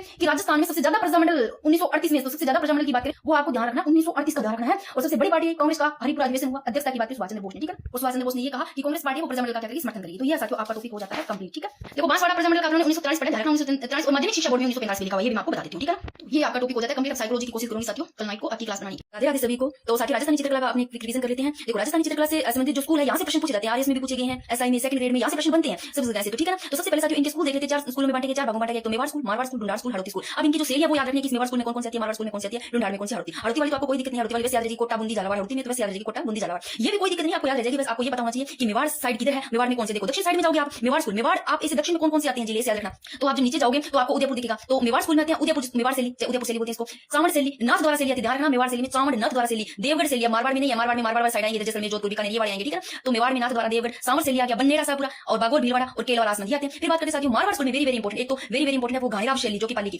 तो मारवाड़ स्कूल की ध्यान रखना गाणिराव शैली। मारवाड़ में देखो इधर जाओगे तो जोधपुर यानी कि मारवाड़ शैली बोलते हैं, जोधपुर शैली, तो जोधपुर मारवाड़ शैली, बीकानेर शैली, किशनगढ़ शैली, नागौर शैली, अजमेर शैली, जैसलमेर शैली, सिरोही, रिया नागौर। भाई थोड़ा सा आपको पता है ना कि मारवाड़ किधर है मेवाड़ किधर है, तो आइडिया से आप ये सही करोगे, कोई दिक्कत नहीं होगी। डुंडार शैली में बात करते हैं वेरी इंपोर्टेंट, उनियार शैली आती है, डुंडार शैली में गाणिराव पाली है मारवाड़ स्कूल की, ठीक है। तो डुंडार स्कूल में उनियार शैली, आमेर, जयपुर शैली, अलवर शैली, सिखावटी शैली, जिला इसरदा साहपुरा सामोदी आती है। हड़ौती स्कूल की बात करें कोटा और बूंदी और झालावाड़। फिर इनको एक एक करके पढ़ेंगे, जैसे मेवाड़ को एक एक करके पढ़ते हैं। सबसे पहले थोड़ा सा स्पेस पर ये देख लेते हैं साथियों, राजस्थानी चित्रकला के उपनाम देख लो, क्या नाम है इसके, आनंद कुमार स्वामी, ओसी गांगुली, हेवल ने राजस्थानी चित्रकला को कहा राजपूत चित्रकला, ध्यान राजपूत चित्रकला, आनंद कुमार स्वामी ने ओसी गांगुली, हेवल। फिर डब्ल्यूएच ब्राउन ने राजपूत कला का है, और एससी मेहता ने हिंदू शैली का है, और डॉक्टर वासुदेव शरण अग्रवाल के अनुसार राजस्थानी चित्रकला स्त्रियों की सुंदरता की खाना ये का है, और रायकृष्ण दास ने कहा राजस्थानी चित्रकला, ठीक है। अब वेरी इंपोर्टेंट ये प्रश्न भी बना हुआ, थोड़ा ये ध्यान रखना कि सबसे पहले आनंद कुमार स्वामी ने अपने ग्रंथ राजपूत पेंटिंग में राजस्थानी चित्रकला के स्वरूप 1916 में उजागर किया, ठीक है। तो आनंद कुमार स्वामी नाम जाना राजपूत पेंटिंग, आनंद कुमार स्वामी नाम देते थे पेंटिंग में, वो राजपूत पेंटिंग ऐसे याद रहेगा। राजस्थान चित्रकला सर्वप्रथम वैज्ञानिक अध्ययन भी आनंद कुमार स्वामी ने किया राजपूत पेंटिंग में, और राजस्थान में आधुनिक चित्रकला को प्रारंभ करने का श्रेय पूछे तो कुंदनलाल मिस्त्री को जाता है, कुंदनलाल मिस्त्री को, ठीक है। अब सबसे पहले पढ़ते हैं मेवाड़ चित्रकला। तो मेवाड़ चित्रकला से संबंधित एक जगह मैंने एक बार ग्रंथ लिखा, वो आप एक जगह देखो, वहां से एक प्रश्न भी बना हुआ तो बनते हैं। देखो साथियों अगर आपको पूछा जाता है कि श्रावण प्रतिक्रमण सूत्र चूर्णी किसने लिखा, श्रावण प्रतिक्रमण सूत्र चूर्णी कमल चंद्र के द्वारा लिखा गया 1260 ईस्वी में। कमल चंद्र कमल का फूल, और फूल से लो यानी कि प्रतिक्रमण सूत्र चूर्णी, चूर्ण बना दो, कमल को सुखाने के बाद में चूर्ण बना दिया, याद करो। जैसे देखो हीरानंद, हीरा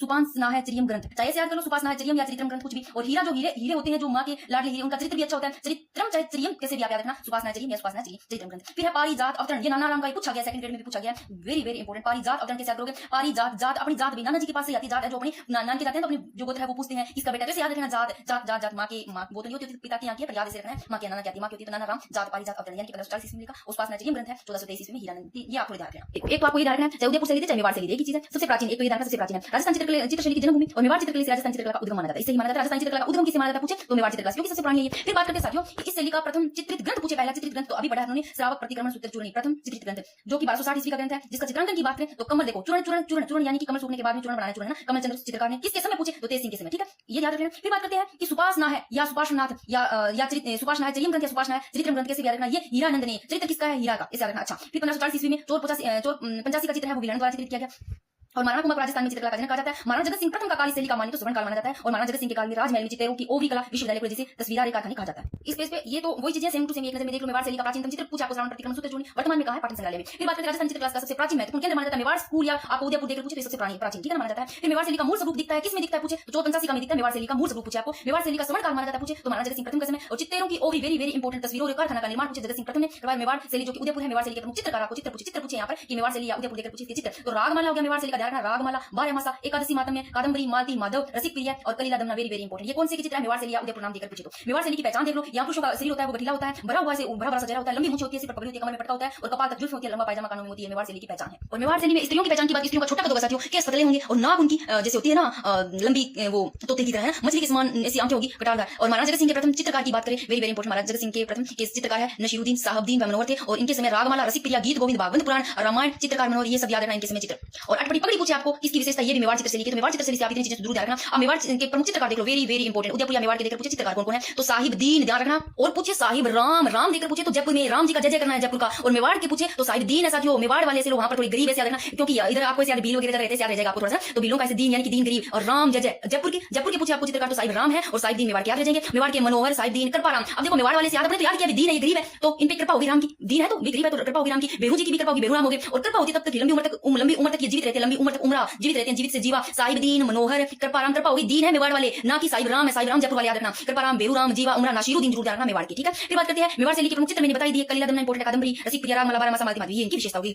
अब मैं एक जगह आपको ना सभी चित्रकला शैलियों की चित्र याद करवा देती हूं, देखो यहाँ से प्रश्न पूछे जाते हैं, तो एक जगह ये करके अपने थोड़े से ये भी याद कर लेंगे, ठीक है। देखो सबसे पहले बात करते हैं मेवाड़ के कैसे याद रखोगे। मेवाड़ वाले अपने याद किए दीन है यानी कि गरीब है, तो दीन साहिब दीन ये मेवाड़ के, ठीक है। और सब आपको अगर देते साहिब राम देते तो जयपुर के याद रह जाएगा। साहिब राम देकर पूछे तो जयपुर के, साहिब दीन पूछे तो ये साहिब दीन है मेवाड़ के, ठीक है। देखो अब मेवाड़ वाले दीन है, गरीब है, तो कृपा होगी राम जी की, बेरू जी की, कृपा होगी राम जी की, बेरू कृपा होगी तभी तो वो लंबी उम्र तक जीवित रहेंगे, तो लंबी उम्र तक उम्र जीवित रहेंगे तो जीवाराम और मनोहर जीवित रहेंगे, कृपाराम, राम जी ने कृपा की तो मन हर लिया सभी का मनोहर, और नासिरुद्दीन जरूर दीन वाले आते, नासिरुद्दीन, साहिब दीन वाले मेवाड़ वाले, ठीक है ना। शोभक हो गए, गंगाराम हो गए, सिद्धत थोड़ी याद रखना, ठीक है। और जयपुर के साहिब राम जी याद रखना। फिर बात करते हैं जोधपुर शैली के साथियों, तो जोधपुर शैली के प्रमुख चित्रकार है जोधपुर के देवदास भट्टी, जितने भी ज्यादा आएंगे भट्टी आपको दिख रहे हैं वो जोधपुर में बैठाने, भट्टी किसमें बैठाने, देवदास भट्टी, अमरदास भट्टी, राम सिंह भट्टी, वीर जी, किशनदास भट्टी, भूत भट्टी, छज्जू भट्टी, फिर शिवदास, देखो शिवदत्त मेवाड़ और शिवदास जोधपुर शैली के, ठीक है ना। बाकी दाना भट्टी हो गया, रामनाथ हो गया, माधोदास हो गया, ये भी जोधपुर शैली के। बीकानेर की साथियों बात करें, देखो आपने क्या किया मेवाड़ के, साहिब दीन, नासिरुद्दीन मेवाड़ के, तो रकनुद्दीन बीकानेर का क्या आ रहा है, रकनुद्दीन में भी क्या आ रहा है, रुकनुद्दीन है ये, ठीक है। बीकानेर के रुकनुद्दीन याद करना, जय किशन जी, बीकानेर के किशन, राम किशन, चंदूलाल, शिवराम। अब शेष वाले देखो मेवाड़ के शिवदत्त, जोधपुर के शिवदास और बीकानेर के शिवराम, ठीक है ना। और बीकानेर के ये तो याद रहेंगे, उस्ताद अली हो गया, अली रजा हो गया ना, याद रहेंगे, रामलाल, हसन, मेघराज, तुझे बीकानेर के, इसके अलावा मुराद, मुन्नालाल, मुकुद, रसीद, आसिर खान, ठीक है, ये हो गए बीकानेर के चित्रकार। तो अब साथियों बात करते हैं जयपुर के गोपालदास याद रखना, जयपुर के गोपालदास, गांसीराम ये भी जयपुर के, साहिब राम जयपुर के, और साहिब दीन किसके हो गए, मेवाड़ के, ठीक है। रामदास, सालिग्राम जयपुर के है, साहिब राम और सालिग्राम जयपुर के है, लक्ष्मण दास, लालचंद, मोहम्मद शाह और रघुनाथ, गंगावंश और रामजी दास, ये सब के सब जयपुर के। किशनगढ़ शैली वेरी वेरी इंपॉर्टेंट, ये देखो साहिब दीन मेवाड़ के और साहिब राम जयपुर के। किशनगढ़ शैली की बात करें साथियों, तो किशनगढ़ शैली के देखो ये तो वैसे किशनगढ़ शैली के तो आपको वैसे भी याद रह जाएंगे, ये लो किशनगढ़ शैली, किशनगढ़, मोरध्वज, निहाल चंद, दो तो इंपॉर्टेंट है, याद भी होंगे किशनगढ़ शैली के, मोरध्वज, निहाल चंद, अमीर चंद, छोटू, बदन सिंह। अब कैसे याद करोगे आप, ऐसे लोग किशनगढ़ शैली से किशन जी का नाम आ रहा है, किशन जी का, और किशन जी के देखो आसपास जितनी भी गोपियां होती हैं उनके हाथ में मोर की आपको पंख मिलेंगे, याद रखना किशन जी का। और किशन जी है ना, किशन जी को सब अमीर समझते हैं, अमीर चंद, और छोटे से किशन जी तो छोटू, और उनका बदन भी देखो नीला होता है, सुंदर होता है, तो बदन सिंह।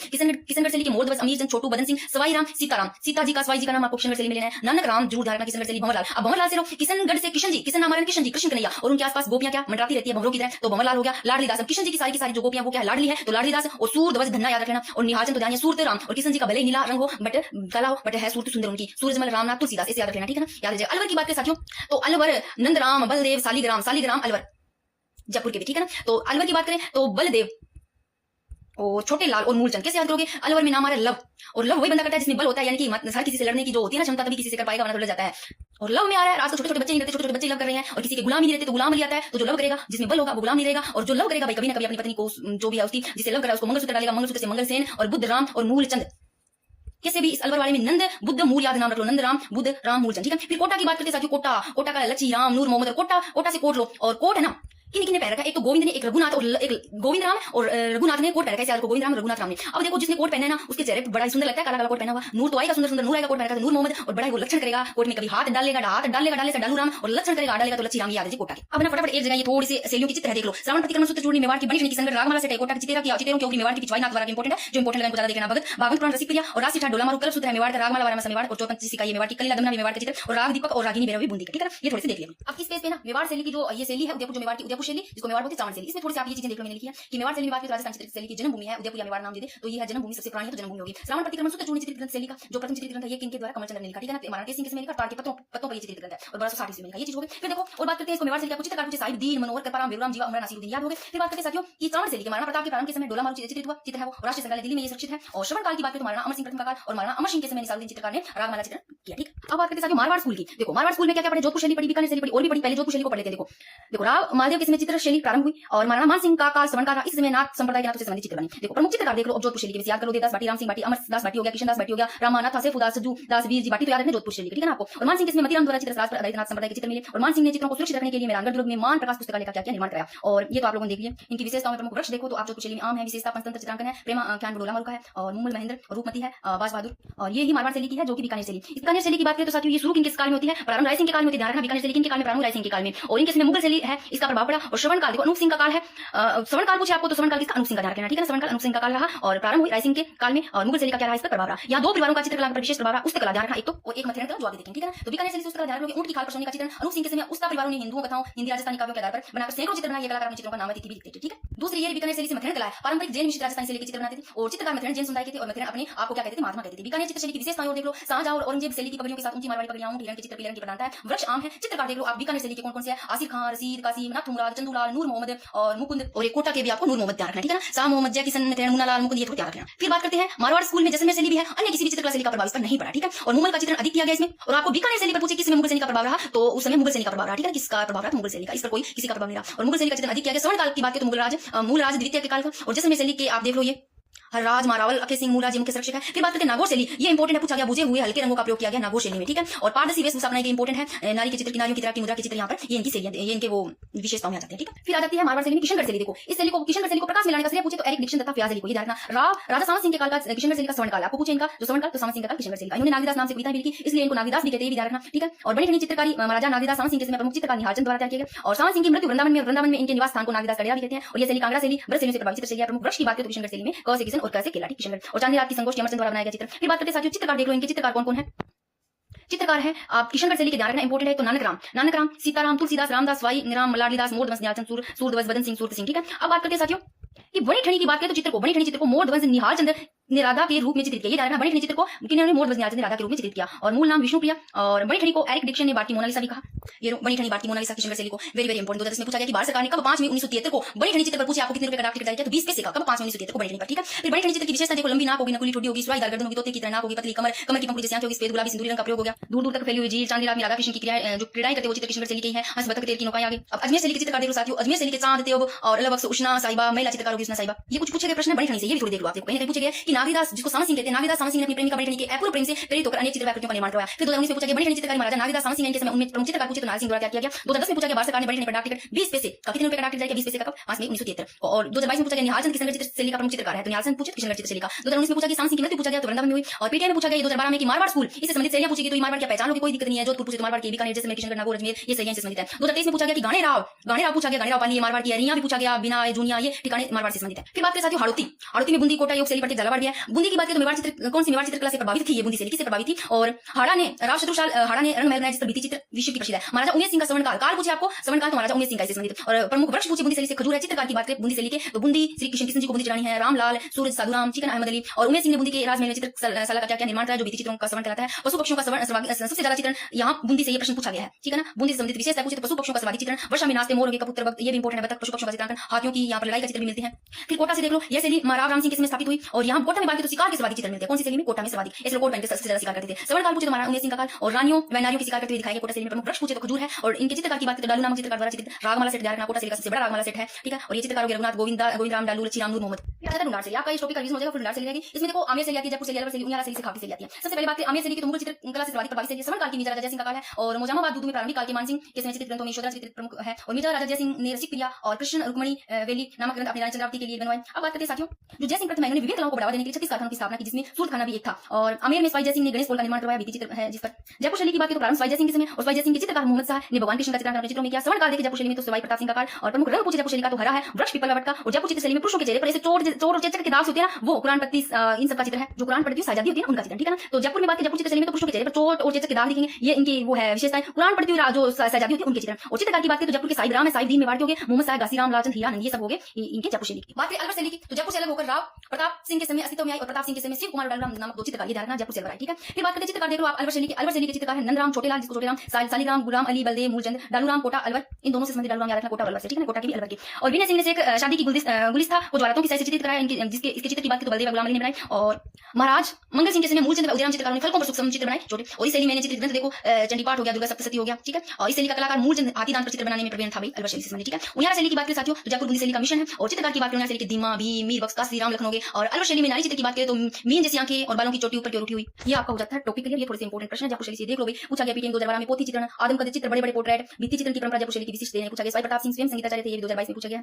जयपुर चित्रकला शैली में पुरुषों के चेहरे पर चोट व चेचक प्रदर्शित होता है। ये आपको पूछे कौन सी शैली जिसमें पुरुषों के चेहरे पर चोट व चेचक प्रदर्शित होता है? जयपुर चित्रकला। चित्रकार की बात करें जयपुर के साईराम, मोहम्मद शाह, सालीग्राम, घासीराम, लालचंद, ये 2016 में पूछा गया। जयपुर शैली के चित्रकार मोहम्मद शाह ने भगवान कृष्ण का चित्रण अपने चित्रों में किया, 2023 में पूछा। जयपुर के महाराजा स्कूल की स्थापना पूछ ली गई 1884 में की थी। ठीक है, तो ये आपका टॉपिक भी हो जाता है जिसमें आपका रीजन हो। राधे राधे सभी को। तो साथियों जो चित्रकला टॉपिक है इसको उन्होंने कर तो लिया था कंप्लीट, बड़ी से जो प्रश्न पूछे जाते हैं, प्रश्न बने हुए हैं वो अपने कर लेते हैं फटाफट इस क्लास में कि प्रश्न कैसे पूछे जा सकते हैं। तो इन प्रश्नों को जरूरी है साथियों, जो कि 100 लगभग मान के चलो 100 या 100 प्लस ये प्रश्न है, आपको बहुत ही कम टाइम में सारा कवर करवा दूंगी। ठीक है साथियों, सबसे पहला प्रश्न है कि विश्व की सबसे लंबी बर्ड राइडर आपको रॉक पेंटिंग पूछे कि राजस्थान के किन जिलों में विस्तृत है? तो बूंदी और भीलवाड़ा में ध्यान रखना। मैं फटाफट करवा रही हूँ। विश्व की सबसे लंबी bird rider rock painting Rajasthan के बूंदी और भीलवाड़ा जिले में। और उस्ताद कहलाने वाले चित्रकारों ने भित्ति चित्र किस नगर में बनाए? पूछे आपको उस्ताद कहलाने वाले भित्ति चित्र वो बीकानेर में। किसनगर शैली को प्रकाश मिलाने का श्रेय पूछे तो एरिक डिक्सन को व फयाज अली को। ठीक है, नेक्स्ट प्रश्न है कि राजस्थान राज्य में मारवाड़ चित्र शैली की चित्रकला विकसित हुई कौन सी शताब्दी में? पूछे आपको कि मारवाड़ चित्र शैली की चित्रकला है वो विकसित 16वीं शताब्दी में। नेक्स्ट प्रश्न साथियों कि मारवाड़ शैली में निर्मित रागमाला चित्रावली, वेरी वेरी इंपॉर्टेंट, जो रागमाला चित्रावली है वो 1623 ईस्वी का चित्रांकन किसने किया? वो विरजी ने किया। ठीक है, नेक्स्ट प्रश्न है कि लाल व पीला रंग, मृग के समान आंखें, कदम वर्ष, हाथी किस चित्र शैली की विशेषता है? तो मेवाड़ शैली की है। ठीक है, और नेक्स्ट प्रश्न है कि डोला मारू, उजली, जेठवा, रूपवती, केशव, महिराम शैली चित्र के ये मारवाड़ शैली के। तो डोला मारू पूछे, उजली, जेठवा पूछे, रूपवती, केशव, महिराम, ये शैली कौन सी शैली के चित्र? तो मारवाड़ शैली के।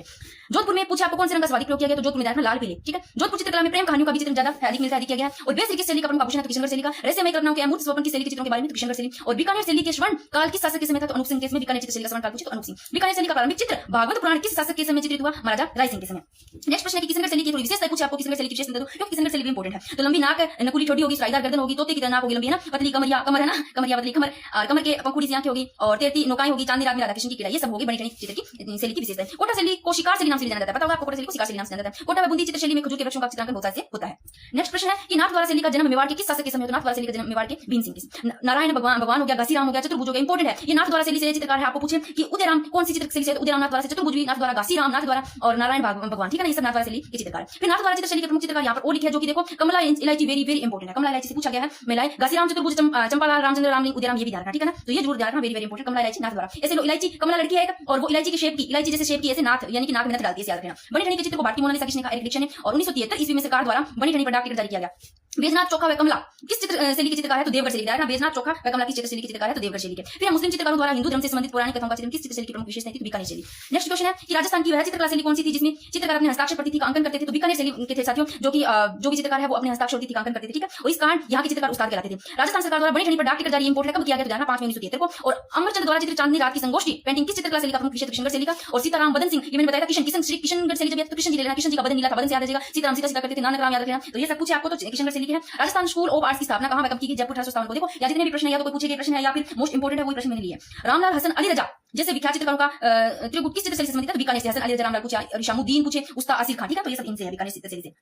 नेक्स्ट क्वेश्चन है कि बीकानेर शैली का प्रारंभिक चित्र भागवत पुराण किस शासक के समय चित्रित? महाराजा राय सिंह ने करवा दिया ना। हाँ, ये हो गया। देखो मारवाड़ शैली पर मुगल प्रभाव किसके समय को देखने मिला? तो मारवाड़ शैली पर पूछना मुगल प्रभाव किसके समय में देखने मिला? तो मोटा राजा उदय सिंह, इंपॉर्टेंट है। तो मारवाड़ शैली पर मुगल प्रभाव मोटा राजा उदय सिंह के समय देखने को मिला और मुगल अधिष्ठता इन्होंने स्वीकार की थी। और राजस्थान की एकमात्र चित्र शैली जिस पर दक्षिण भारतीय चित्रकला का सर्वाधिक प्रभाव देखने को मिलता है? तो बीकानेर शैली, वेरी वेरी इंपॉर्टेंट। तो राजस्थान की एकमात्र चित्र शैली जिस पर दक्षिण भारतीय चित्रकला का सबसे ज्यादा प्रभाव देखने को मिला, बीकानेर शैली। और बीकानेर चित्रकला पर मुगल, दक्षिणी, पंजाबी चित्रकलाओं का प्रभाव दिखाई देता है। और चित्रकला के विकास हेतु कार्य संस्थाएं आयाम व राज्य के किस जिले में? जयपुर। और वर्षा में नाचता हुआ मोर, हाथियों की लड़ाई व खजूर के वृक्ष के चित्र की शैली से मिला? बूंदी शैली से। और शाहिब नामक महिला चित्रकार की शैली से? तो अजमेर शैली से। साहिब नामक महिला पूछ लिया आपको तो अजमेर शैली से। और अजमेर चित्रकला में हिंदू, इस्लाम तथा ईसाई धर्मों का प्रभाव दिखाई देता है। अजमेर शैली के प्रमुख चित्रकार भी देख लो, तेब जी हो गए, लाल सिंह बाटी हो गए, जूनिया, अल्लाह बख्श हो गया, साहिबा, ये महिला चित्रकार है अजमेर शैली की। ठीक है ना, महिला चित्रकार कौन है? साहिबा नामक की। ठीक है, उष्णा, राम सिंह बाटी, चांद, इन्होंने लोकदेवता बाबूजी का भी चित्र बनाया, तो ये अजमेर शैली से। फिर मध्यप्रदेश उस कलाकारों ने किस शैली को पोषित किया? तो बीकानेर इंपॉर्टेंट है। और मध्यप्रदेश कला को अलीगिला भी कहा जाता है। और मध्यप्रदेश कला के प्रमुख चित्रकार है चंदू, मुन्नू, मुकुंद। और सिकाटी चित्र में आले मीना के इनको पणों भी कहा जाता है। लाल पीला रंग, मृग के समान आंखें, कदम वृक्ष, हाथी किस चित्र शैली की विशेषता? पूछ लिया आपको, लाल हो गया, पीला रंग, मृग के समान आंखें वाली, कदम वृक्ष, हाथी की चित्र मेवाड़ शैली की। जयपुर चित्र शैली का विकास किस शैली से? तो जयपुर चित्र शैली का आमेर शैली से।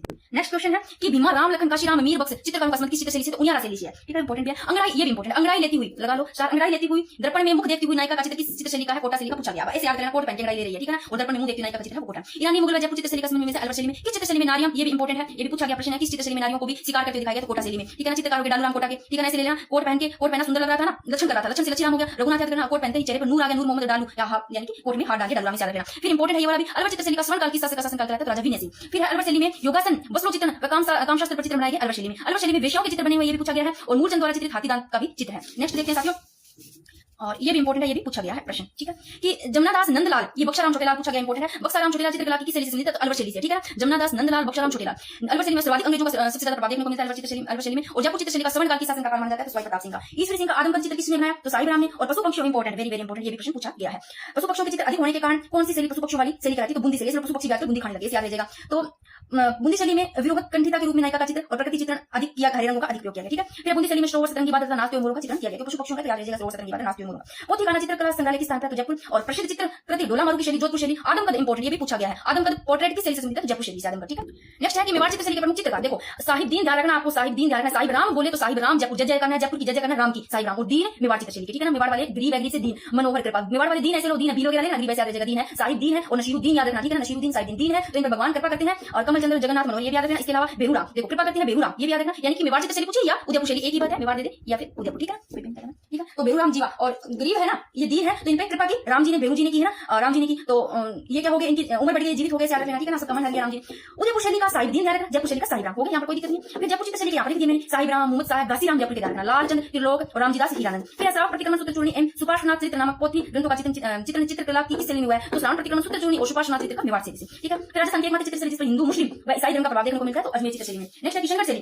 किशनगढ़ शैली को प्रकाश मिलाने का पूछे तो एक डिक्शन व प्याजली को किशनगढ़ शैली का स्वर्ण काल राजा सामंत सिंह का, जिसको नागदास बोलते हैं, चित्रकार देखो किशनगढ़ शैली के important, very very important. Nanak Ram Kishangarh शैली के पूछा भी गया इंपॉर्टेंट, सीताराम बदन सिंह तुलसीदास डायरेक्ट किशनगढ़ शैली के, रामनाथ स्वाई राम मूल राम मोर ध्वज न्यालचंद इंपॉर्टेंट है, नानक राम बदन सिंह इंपॉर्टेंट, सूरध्वज लाडलीदास। मणिकर्ण चित्र को मोर ध्वज न्यालचंद ने राधा के रूप में चित्रित किया। फिर राजस्थानी चित्र शैली का सबसे पहले वैज्ञानिक विभाजन 1916 ईस्वी में अंत कुमार स्वामी, ये भी पूछा गया प्रश्न, ठीक है, ये भी प्रश्न पूछा गया।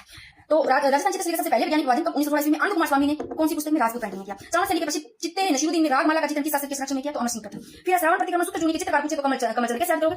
श्रावण प्रतिक्रमण सूत्र चूर्णी, चूर्णी से चूर्ण और कमल कमल नाम है, कमल चंद्र कमल सूत्र आपको चूर्ण बनाना है, याद रखना। फिर ये भी इंपॉर्टेंट है, ठीक है, इंपॉर्टेंट लगा लो। नागौर शैली में आपको पूछे, ऐसे पूछे कि बुझे हुए रंगों का अधिक प्रयोग कौन सी शैली में किया गया? बुझे हुए रंग नागौर, ठीक है ना। अब ऐसे ना आ रहे आगे गोर ना तो गोर है ना, बुझे हुए से लग रहे हैं, याद रखना। पारदर्शी कपड़ों का चित्रण भी किया गया है और वृद्धावस्था का चित्रण अधिक और लकड़ी के दरवाजे पर भित्ति चित्रण, ये सब इन नागौर शैली से संबंधित है, ठीक है। नेक्स्ट प्रश्न है कि कौन सी चित्रकला शैली राजस्थान में संबंधित नहीं है? तो ये प्रश्न आप बताओ, ठीक है, ये प्रश्न आप सभी के लिए। भाई अभी पढ़ रखा है, अभी सारा पढ़ा, अपन पहले पढ़ाई से खाकी है क्या, मारवाड़ है क्या, कांगड़ा है क्या, हड़ौतिया। अब आप बताना इनमें से कौन सी आप वंश जरूर देना इसका, ठीक है, क्योंकि पूछा गया प्रश्न। रागमाला की शैली का प्रसिद्ध चित्र है तो रागमाला चावल शैली का इंपॉर्टेंट, ये भी 2022 में पूछा गया, ये भी 2022 में पूछा गया, रागमाला चावल शैली का। रामानाथा छज्जू वैसे चित्रकला की शैली से संबंधित है तो रामूनाथा छज्जू से जोधपुर शैली से।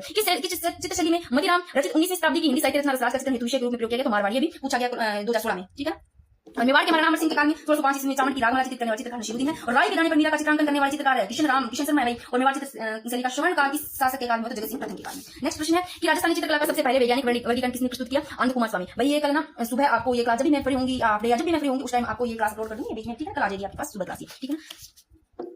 अभी रात के 11-12 बजे हैं, आपकी क्लास हो रही है अपलोड, ठीक है। तो ये अंत कुमार स्वामी इंपॉर्टेंट पूछा भी गया है वीडियो 2021 में, सबसे पहले वैज्ञानिक वर्गीकरण राजस्थानी चित्रकला अंत कुमार स्वामी। गोपाल उदय हुक्मा जीवन चित्रकला की शैली से संबंधित है 2017 सेकंड ग्रेड में पूछा गया, अमेर जयपुर शैली से। और जैन शैली का चित्तेरा कैलाश चंद्र शर्मा और बेसो का चित्रा परमानंद चोर हो गया। कांवड़ शैली का मांगीलाल मिस्त्री इंपॉर्टेंट है, पूछा गया। गांव का चित्रा भूसिंह सिंह, बिल्लू का चित्रा गोवर्धन लाल और पत्थरों का चित्रा Arjun Prajapati, very very important. कमला इलायची पूछी आपको, नमक महिला चित्रकार है, ये कौन सी किस शैली से? नाथ द्वारा शैली से, ठीक है ना। और फिर राजस्थानी चित्र शैली विशुद्ध रूप से भारतीय ही है, उक्ति किसने कही? लॉरेंस विलियम ने। राजस्थानी चित्रकला का प्रथम चित्रकार पूछे तो श्रृंगार, ठीक है, वेरी वेरी इंपॉर्टेंट। चोर पंचासी का किस शैली का चित्र? मेवाड़ शैली का, ठीक है। राजस्थान की चित्रकला के जनक किसे माना जाता है? तो राणा कुंभा को। और हवेली चित्रकला की शताब्दी की दिन 2021 में पूछा गया, हवेली चित्रकला 19वीं शताब्दी का। राजस्थान का सबसे प्राचीन ये है ओम निरुक्त व्रति एवं 10 वैकालिक सूत्र चूर्ण, ये नाम राजस्थान का सबसे प्राचीन उपचित्रित ग्रंथ कहां से प्राप्त किया गया? जैसलमेर से, रखना। और सुहासनम चरित्रम क्या है? ये चित्रित ग्रंथ 2015 में राजस्थान में प्रश्न पूछा गया। और राजपूत पेंटिंग शीर्षक से 1916 ईस्वी में किसने पुस्तक लिखी? राजपूत पेंटिंग शीर्षक 1916 ईस्वी में, ये भी 2021-22 में पूछा गया, बार-बार ये इंपॉर्टेंट है, प्रश्न से बता रही हूं, अंत कुमार स्वामी, ठीक है। और राजस्थान के प्राचीन चित्रित ग्रंथ जैसलमेर के जिन बदसूरी भंडार में रखे गए, ओम निरुक्ति वर्ग और 10 वैकालिक सूत्र चूर्ण हो गए। और फिर बात करते हैं चित्रांकन इंपॉर्टेंट। चित्रांकन की उनियारा शैली को किस शैली के रूप में माना जाता है? तो ढूंढाड़, ठीक है। और उनियारा शैली जयपुर और बूंदी का मिश्रण है, ये भी ध्यान रखना, ये प्रश्न पूछा गया, ठीक है। उनियारा शैली ढूंढाड़, ये मैंने सब कल क्लास करवाई थी ना, फुल डिटेल्स उसमें सब करवाया सब आ जाएगा। तो ये देख लो, आपको आ जाएगा। ढूंढाड़ शैली की बात करें तो ढूंढाड़ शैली, ये ढूंढाड़ शैली में उनियारा शैली, ठीक है। तो ये देख लो आप, राजस्थान चित्रकला का वर्गीकरण वो 4 स्कूलों में बांटा गया। मेवाड़ शैली में आते हैं उदयपुर शैली, नाथ द्वारा शैली, चावल शैली, देवगढ़, सांवर, बनेरावा, गोशापुरा, बेगू, चित्तौड़गढ़, केरल, राजस्थान आते हैं। मारवाड़ स्कूल में बात करें तो मारवाड़ वाले आ जाएंगे, ठीक है। जोधपुर मारवाड़ आ गया, बीकानेर शैली, किशनगढ़, अजमेर आ गया, नागौर सिरोही शैली, जैसलमेर, गानेरा पाली इंपॉर्टेंट है, गानेरा पाली इंपॉर्टेंट है, ये मारवाड़ स्कूल में आता है। रियान, नागौर, ये भी इंपॉर्टेंट पूछे गए प्रश्न। फिर हड़ौती स्कूल में हड़ौती वाले कोटा बूंदी, झालावाड़ याद रह जाएंगे। और ढूंढाड़ में देखो अमेर शैली, जयपुर शैली, जयपुर के ढूंढाड़ का वैसे याद जैसे काफी शैली, उनियारा इंपॉर्टेंट है, ठीक है।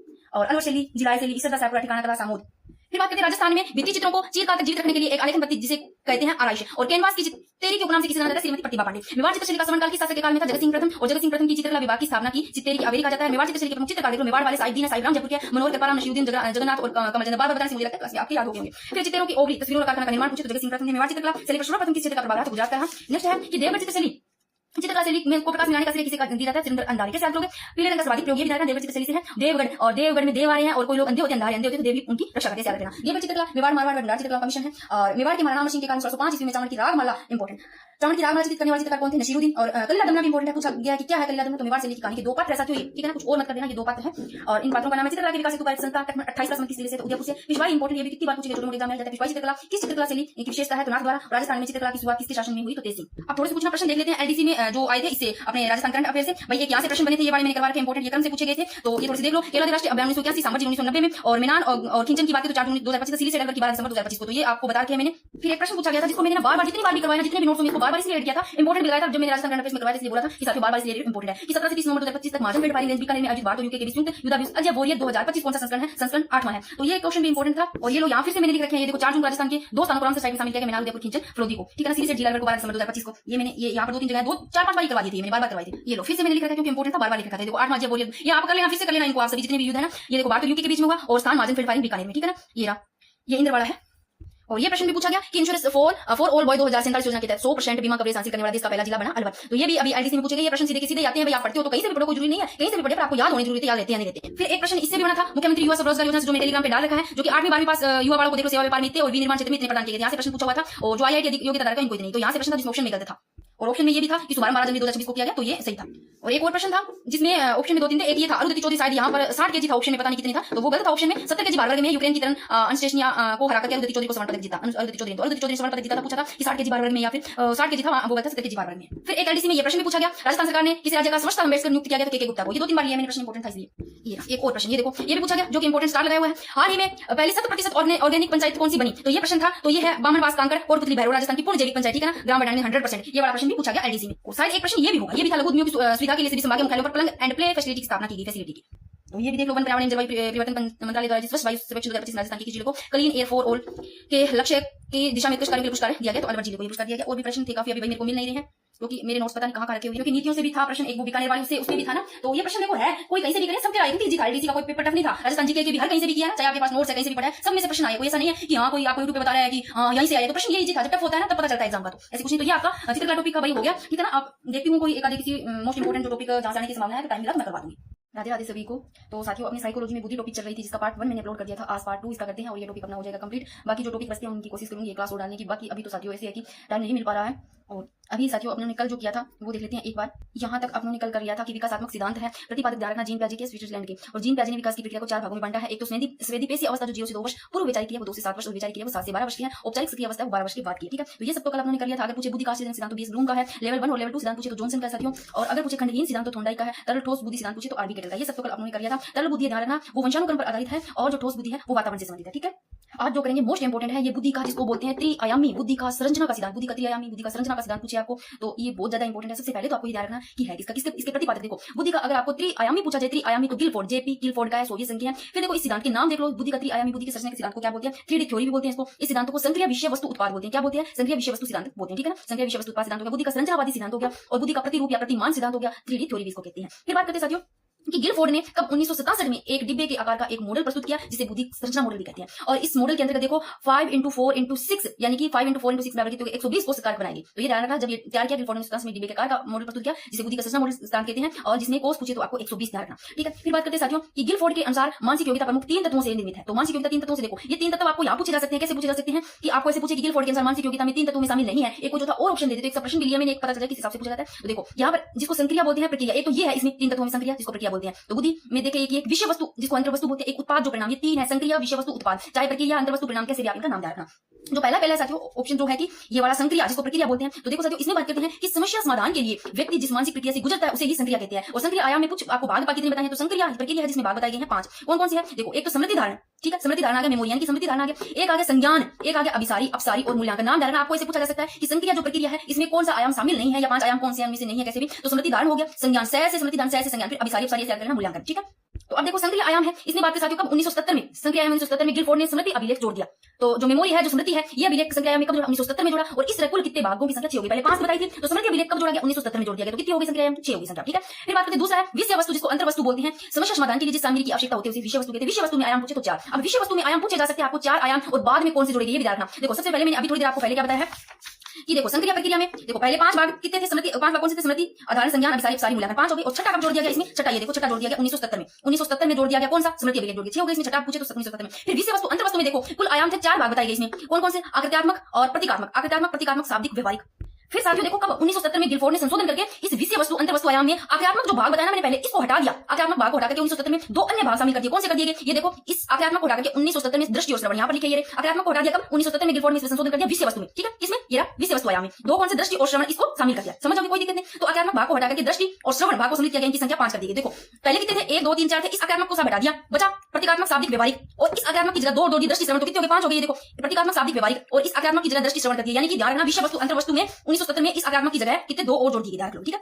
अब एक प्रश्न है साथियों इसमें, ये पीटी सेकंड ग्रेड 2023 में प्रश्न पूछा गया है, तो ये 7 प्रश्न आप तब कर पाओगे। देखो विषय वस्तु में तो आप लोगों ने पढ़ा क्या प्रतीक है, उसमें क्या संक्रिया में मूल्यांकन है, तो विषय वस्तु में तो देख लो आपको कहां प्रतीक दिख रहा है क्या, और क्या संक्रिया में कहीं मूल्यांकन दिख रहा है क्या, ये थोड़ा सा आप देखो, आप अपने हिसाब से देख लो क्या मूल्यांकन आपको कहीं दिख रहा है, दिख जाएगा, ठीक है, कोई भी आपको देखना दिख रहा है नहीं दिख रहा है। फिर देखो उत्पाद में क्या अर्थ दिख रहा है, तो आप इधर पढ़ोगे तब आपको पता चलेगा, संक्रिया में क्या संज्ञान आपको दिख रहा है, ठीक है, ये रहा संक्रिया में क्या संज्ञान आपको दिख रहा है, ठीक है। तो इस हिसाब से ये प्रश्न पूछा गया, तो एक बार ये और पढ़ लो उत्पाद परिणाम, फिर आपको दी इसको हल कर दो, ठीक है। तो ये देखो उत्पाद परिणाम, देखो पहले पढ़ा आप लोगों ने क्या पढ़ा, ये देखो संक्रिया प्रक्रिया, इसमें 5 भाग बताए गए, स्मृति, धारण, अभिसारी, अपसारी, संज्ञान, मूल्यांकन, जो कि 1970 में साथियों देखो गिलफोर्ड ने इसकी संख्या 6 कर दी, 1970 में 6 कर दी, स्मृति अभिलेख और जोड़ दिया। फिर विषय वस्तु में बात करें साथियों, विषय वस्तु में 4 भाग बताए गए थे, आक्रात्मक, प्रतीकात्मक, शाब्दिक, व्यवहारिक। आक्रात्मक को हटा करके इसकी दृष्टि श्रवण कर दिया, टोटल 5 कितने हो गए, 5 कर दिए, ठीक है। फिर इसमें उत्पाद परिणाम में आपको ध्यान रखना 6 भाग बताइए। उत्पाद परिणाम में समस्या समाधान के जिस रूप में सूचना प्राप्त होती है उसे क्या कहते हैं, उत्पाद परिणाम के उत्पाद आयाम में 6 भाग, तो 6 ध्यान रखने कौन से उत्पाद परिणाम में, इकाई है, वर्ग है, संबंध है, पद्धति है, रूपांतरण है, अनुप्रयोग है। इकाई वर्ग हो गया, संबंध, पद्धति, रूपांतरण, अनुप्रयोग, तो इनमें भी आपको पूछा जा सकता है उत्पाद में। तो अब ये प्रश्न खुद ही कर दोगे, उत्पाद में देख लो, उत्पाद में कहीं अर्थगत है ही नहीं, कहां अर्थगत, इकाई है, वर्ग है, संबंध है, पद्धति है, रूपांतरण, अनुप्रयोग है। तो इसमें मिलान पूछा आपको तत्वों का सही मिलान, उत्पाद में अर्थगत तो सब है ही नहीं, कहीं पर भी नहीं है, तो ये गलत हो गया। संक्रिया में संज्ञान है साथियों, और विषय वस्तु में प्रतीक है, ये प्रतीकात्मक, विषय वस्तु में प्रतीक है, प्रतीकात्मक, और संक्रिया, इस संक्रिया का पीछे देखना, संक्रिया में संज्ञान और मूल्यांकन आपको दिख रहेंगे, ये साहब संक्रिया में बात करें, संक्रिया या प्रक्रिया में देते तो मूल्यांकन है साहब, संज्ञान है, तो ये तो हो गया आपके सभी सही। या फिर इस हिसाब से प्रश्न पूछे जा सकते हैं, तो या ऐसे पूछा जा सकता है कि 1970 में भी कौन सा जोड़ दिया गया, या फिर ऐसे कि आक्रात्मक को हटा के 1970 में कौन से शामिल कर दिए, इसको हटा के पूछा जा सकता है। तो ये थोड़ा सा आप देख लो कि उत्पाद परिणाम में कौन कौन से हैं। नेक्स्ट क्वेश्चन देखो कि निम्नलिखित में से कौन सा गिलफोर्ड के त्रिविमीय बुद्धि, अभी पढ़ा आपने त्रिविमीय बुद्धि पढ़ा है, इसमें पूछा कि त्रिविमीय बुद्धि सिद्धांत के विषय वस्तु आयाम का गठन है। जो दूसरा मैंने बताया विषय वस्तु जिसको बोलते हैं अंतर वस्तु, उसमें देखो अंतर वस्तु में शाब्दिक पढ़ा साथियों, हमने शाब्दिक है क्या, प्रणाली पढ़ा था, प्रणाली नहीं पढ़ा, प्रतीकात्मक पढ़ा था, तो प्रणाली नहीं प्रतीकात्मक है, व्यवहारिक पढ़ा था, व्यवहारिक है, आक्रियात्मक है, फिर आक्रियात्मक को 1970 में हटा करके उसकी जगह 2 यानी कि संशोधन किया है, तो दृष्टि श्रवण जोड़ दिया था, तो ये तो था ना, यानी कि आक्रियात्मक तो था इसमें है ही नहीं, वैसे उसकी जगह 1970 में जोड़ दिया, व्यवहारिक है, प्रतीकात्मक है, प्रणाली नहीं है। एक बार फिर से ये देख लो आप, ये विषय वस्तु अंतर वस्तु में पूछा है, आक्रात्मक है भाई, प्रतीकात्मक है, शाब्दिक है, व्यवहारिक है, ठीक है ना, दृष्टि श्रवण है, यानी कि इसकी हटा करके, और फिर कौन सा नहीं है, तो ये देखो प्रणाली नहीं है, तो ये गलत हो गया। फिर नेक्स्ट क्वेश्चन है कि गिलफोर्ड द्वारा प्रतीकात्मक बोधि संरचना के मॉडल में प्रारंभ में पूछा है, प्रारंभ में कितने तत्वों को सम्मिलित किया गया, सबसे पहले मैंने बताया था 120 तत्वों। अब देख लो आप प्रारंभ में कितने किए गए थे, ये लो खुद देख लो, बुद्धि त्रिआयामी बुद्धि संरचना का सिद्धांत पढ़ रहे हैं, जिसमें देखो गिलफोर्ड ने 1967 में डिबे का मॉडल प्रस्तुत किया, बुद्धि संरचना मॉडल, इस मॉडल के अंतर्गत देखो कितने 120 यानी कोष प्रारंभ में ये कोष बनाएंगे 120 कोष, आगे ऐसे भी लिख रखा है कि प्रारंभ में बाद में कैसे जोड़ेंगे सबके सब। नेक्स्ट क्वेश्चन देखो, ये तो मैंने बता रखा है, प्रश्न नहीं यहाँ पर सबके सब पता चलेगा, प्रारंभ में 120 खंड, यानी कि गिलफोर्ड के अनुसार बुद्धि पूछे आपको, तो बुद्धि का ये देखो फॉर्मूला यहाँ पर 5 क्या थे, देखो O × C × P, यानी कि O यानी कि सक्रिय प्रक्रिया ऑपरेशन, या गया सक्रिय प्रक्रिया जिसको ऑपरेशन बोलते हैं, और C यानी कि विषय वस्तु अंतर वस्तु कंटेंट, और P प्रोडक्ट यानी कि उत्पाद परिणाम। तो O कितने थे गिलफोर्ड के अनुसार 5, और C यानी कि जो विषय वस्तु है वो कितने थे 4, और P यानी कि प्रोडक्ट उत्पाद कितने थे 6, तो टोटल 120 खंड थे प्रारंभ में। फिर संशोधित मॉडल देखो, अभी मैं बता देती हूँ आपको, प्रारंभ का पूछा गया है ना, तो ये देख लो 5, ठीक है, O से ऑपरेशन यानी कि सक्रिय, इसी हिसाब से मैंने इसका फॉर्मूला लिखा है। फिर आपको पूछे संशोधित मॉडल पूछे तो O × C × P, तो 5 × 5 × 6 150 खंड हो गए। वर्तमान में आपको संशोधित मॉडल पूछे तो इंपोर्टेंट पहला 120 खंड, वर्तमान में पूछे तो 180 खंड बताने। देखो पहले 5 थे ना O, फिर यानी कि जो O यानी कि जो सक्रिय है प्रक्रिया, बाद में वर्तमान में कितने कर दिए 6 कर दिए गए। 6 कैसे कर दिए गए आपको देखा 1970 में स्मृति अभिलेख और जोड़ दिया गया था ना, 1970 में कुल 6 भाग हो गए थे। फिर देखो बात करें यहाँ पर 4 है, यानी कि C यानी कि जो विषय वस्तु कंटेंट वो यहाँ पर 4 कौन कौन से, पहले मैंने आक्रात्मक बताया था, बाद में आक्रात्मक को जोड़कर 2 किए गए थे, तो आक्रात्मक और फिर प्रतीकात्मक व्यवहारिक शाब्दिक यानी कि 4 थे, और बाद में 5 कर दिए गए इसको, यानी कि एक वो हटा दिया गया आक्रात्मक, उसकी जगह दृष्टि और श्रवण कर दिए तो 5 हो गए थे। फिर P प्रोडक्ट यहाँ पर 6 थे पहले, फिर अभी भी इनमें 6 है, 6 के 6 है, खुद देख लो, ये इनमें कोई भी कुछ भी चेंजिंग नहीं हुआ, उत्पाद परिणाम 6 के 6 रहे हर जगह, ठीक है ना। और ये विषय वस्तु अंतर्गत वर्तमान में ध्यान रखना 5 है, यानी कि आक्रात्मक को हटा करके दृष्टि श्रवण कर दिया, ये तो हट गया 3, तो ये रह गए शाब्दिक व्यवहारिक प्रतीकात्मक 2 ये हो गए, यानी कि कितने हो गए 5 हो गए। और यहाँ पर ये बुद्धि की संरचना मैंने बना रखी है। संक्रिया में बात करें तो संज्ञान, स्मृति, दान, अभिसारी, चिंतन, मूल्यांकन, फिर स्मृति अभिलेख जोड़ दिया गया था 1970 में। विषय वस्तु की बात करें साथियों तो देखो श्रवण और जो दृष्टि है ये किसकी जगह जोड़े गए थे, ये जोड़े गए थे जो आक्रात्मक है उसकी जगह दृष्टि श्रवण जोड़ दिया गया। सांकेतिक था और सांकेतिक था और शाब्दिक था, व्यवहारिक था, यानी कि प्रतीकात्मक सांकेतिक हो गया और शाब्दिक व्यवहारिक हो गया। फिर उत्पाद में तो 6 ही थे ना, इकाई, वर्ग, संबंध, प्रणाली, संपत्ति भी आ सकता है, रूपांतरण भी आ सकता है, आशय, अनुप्रयोग कुछ भी आ सकता है, ठीक है। तो ये आप देख लो इसकी संरचना, ये आपका हो गया बुद्धि का त्रिआयामी बुद्धि का संरचना सिद्धांत, ठीक है ना। नेक्स्ट आगे देखते हैं, ये इंपॉर्टेंट था ये वाला जो त्रिआयामी वाला। अब बात करते हैं साथियों बुद्धि परीक्षण। देखो स्विट्जरलैंड के प्रसिद्ध विद्वान लेवेंडर ने 1732 में विभिन्न शारीरिक लक्षणों को बुद्धि का आधार घोषित किया, और जो कि इसी सभी परीक्षण मनोवैज्ञानिक थे। सबसे पहले बात करते हैं मानसिक परीक्षण, जो मेंटल टेस्ट है। इस शब्द का प्रयोग पूछे आपको मानसिक परीक्षण का, तो सबसे पहले 1890 ईस्वी में केटल ने किया। तो आपको पूछा जा सकता है, मैं थोड़ा सा इसको हाईलाइट कर देती हूँ, ये लो, ठीक है। मानसिक परीक्षण शब्द का सर्वप्रथम प्रयोग 1890 में केटल ने किया। केटल ने 1890 ईस्वी में पेंसिल्वेनिया विश्वविद्यालय यूएसए में मेंटल टेस्ट मानसिक परीक्षण व्यापन नामक पुस्तक का क्या किया, प्रकाशन किया, ठीक है। फिर बात करते हैं साथियों 1879 में विलियम वुंड ने इन्होंने जर्मनी के लिप्जिंग नामक नगर में प्रथम मनोवैज्ञानिक प्रयोगशाला स्थापित करके बुद्धिमापन के कार्य को क्या वैज्ञानिक आधार प्रदान किया। तो कब 1879 ईस्वी में जर्मनी जर्मनी के लिप्जिंग नामक नगर में प्रथम मनोवैज्ञानिक प्रयोगशाला स्थापित करके बुद्धिमापन के कार्य का वैज्ञानिक आधार प्रदान किया। फ्रांस निवासी अल्फ्रेड बिन्ने ने कब 1915, ये भी इंपॉर्टेंट है, कौन अल्फ्रेड बिन्ने है, 1905 में साइमन की सहायता से प्रथम बुद्धि परीक्षण फ्रेंच भाषा तैयार किया गया। ठीक है, ये देखो फ्रांस निवासी अल्फ्रेड बिन्ने है, इन्होंने 1905 में साइमन की सहायता से प्रथम बुद्धि परीक्षण फ्रेंच भाषा में तैयार किया गया। फिर बात करते साथियों, बिन्ने साइमन बुद्धि परीक्षण में पहली बार संशोधन कब 1908 में किया गया, दूसरी बार संशोधन पूछे तो 1911 में। तो प्रथम बार बिन्ने में संशोधन 1908 में, दूसरी बार संशोधन है वो 1911 में किया गया। काफी कमेंट भी आते थे स्टैंड के लिए, स्टैंड पे सही रहता है, होता है फोन, तो मेरे को थोड़ी आदत नहीं पड़ी हुई इसकी, ठीक है, मेरे को फोन पकड़ के बनाने की आदत पड़ी हुई, तो आपको सही लगता है तो ठीक है, बता देना इसे सही है क्या, ठीक है। तो देखो बिन्ने साइमन बुद्धि परीक्षण पहली बार संशोधन 1908 में। सबसे पहले देखो अल्फ्रेड बिन्ने 1905 में साइमन की सहायता से प्रथम बुद्धि परीक्षण का फ्रेंच भाषा में तैयार किया 1905 में। फिर इसमें पहली बार संशोधन 1908 में, दूसरी बार 1911 में, ठीक है। फिर देखो इसका अंग्रेजी अनुवाद पूछे तो गोडार्ड द्वारा किया गया 1911 में, गोडार्ड द्वारा किया गया, और जिनमें प्रश्नों की संख्या बढ़ाकर 59 कर दी गई। फिर पुनः 1916 में अमेरिका में स्टैनफोर्ड विश्वविद्यालय में टर्मन की अध्यक्षता में बिन्ने साइमन बुद्धि परीक्षण में संशोधन किया गया। ये द्वारा मिला लिखा, यहाँ पर लाइन समझ में नहीं आ रही, ठीक है ना। तो इसका नाम स्टैनफोर्ड बिन्ने परीक्षण टर्मन बुद्धि परीक्षण, नेक्स्ट पढ़ लेते हैं इसको। कि स्टैनफोर्ड विश्वविद्यालय में टर्मन की अध्यक्षता में बिन्ने साइमन बुद्धि परीक्षण में संशोधित किया गया, इसका नाम स्टैनफोर्ड बिन्ने परीक्षण या टर्मन बुद्धि परीक्षण रखा गया। अब बात करते हैं प्रश्नों की संख्या, देखो 59 से बढ़ाकर 90 कर दी गई, जिसमें 19 प्रश्न 59 प्रश्नों में से लिए गए, था उसमें 1/3 प्रश्न लिए गए। प्रथम विश्व युद्ध के दौरान देखो 1914 में, प्रथम विश्व युद्ध के दौरान 1917 में अमेरिका में सामूहिक बुद्धि परीक्षण बनाया गया, वेरी वेरी इंपॉर्टेंट। तो सामूहिक बुद्धि परीक्षण 1917 में अमेरिका में बनाया गया, जिसमें सैनिक भर्ती के लिए 2 परीक्षण थे। कौन से? सैनिक भर्ती के लिए शाब्दिक और अशाब्दिक परीक्षण थे, शाब्दिक परीक्षण और अशाब्दिक परीक्षण, सामूहिक बुद्धि परीक्षण बनाया गया, इसमें सैनिक भर्ती के लिए 2 परीक्षण थे। फिर बात करते हैं सबसे पहले जो शाब्दिक परीक्षण है, इसको आर्मी अल्फा परीक्षण नाम दिया गया, वेरी वेरी इंपॉर्टेंट। शाब्दिक परीक्षण को क्या नाम दिया गया? आर्मी अल्फा परीक्षण। और जिसको ये किसके लिए था? ये शिक्षित व्यक्तियों हेतु था। शाब्दिक परीक्षण कैसे याद करोगे? देखो आर्मी, यहाँ अल्फा परीक्षण की बात करते हैं, या अशाब्दिक को आर्मी बीटा परीक्षण कहते हैं, और अशिक्षित व्यक्तियों के लिए। अब इसको याद करना, शाब्दिक परीक्षण शब्द होता है तो भाई शिक्षित व्यक्ति ही काम करते हैं। अशाब्दिक यानी कि जो अशिक्षित होते हैं, अशाब्दिक की बात आ रही है, इसमें शब्द है नहीं तो अशिक्षित काम करेंगे। और अभी इनके नाम को कैसे याद रखोगे? शाब्दिक तो अल्फा परीक्षण, आर्मी अल्फा परीक्षण, यानी कि ऐसे लो जो शाब्दिक परीक्षण है, जो शिक्षित व्यक्ति है वो अल्फा बीटा, ऐसे बीटा नहीं लिखेंगे, वो अल्फा एफ लिख देंगे इंग्लिश में, अल्फा से एफ ऐसे याद करो। बीटा भाई अशाब्दिक वाले क्या लिखेंगे? बीटा क्या है? कुछ भी ऐसे याद करना, आर्मी बीटा परीक्षण दिया, ये पढ़ा लिखो, बीटा ऐसे याद रखना, अल्फा ऐसे याद रखना, आर्मी अल्फा बीटा परीक्षण शाब्दिक शिक्षित व्यक्तियों के लिए, ठीक है। जो शाब्दिक परीक्षण है ना, इसको ध्यान रखना, देखो अशाब्दिक को अवाचिक बोलते हैं, और जो शाब्दिक है उसको वाचिक बोलते हैं, ये नाम भी आप ध्यान रखोगे, ठीक है। फिर बात करते हैं साथियों, भारत में सन 1922 में एफजी कॉलेज लाहौर में डॉक्टर सीएच राइस ने शाब्दिक और व्यक्तिगत परीक्षण बनाया, जिसमें प्रश्नों की संख्या 35 थी, तथा यह परीक्षण 15 से 16 वर्ष तक के बालकों के लिए क्या बनाया गया, ठीक है। तो भारत में ये देख लो आप, शाब्दिक और व्यक्तिगत परीक्षण बनाया गया इसमें, और ये ध्यान रखना 5 से लेकर 16 वर्ष तक के बालकों के लिए बनाया गया। इस परीक्षण को राइस ने हिंदुस्तानी बिन्ने परफॉर्मेंस पाउंड स्केल या हिंदुस्तानी बिन्ने साइमन परीक्षण के नाम दिया, ये भी ध्यान रख लेना आप।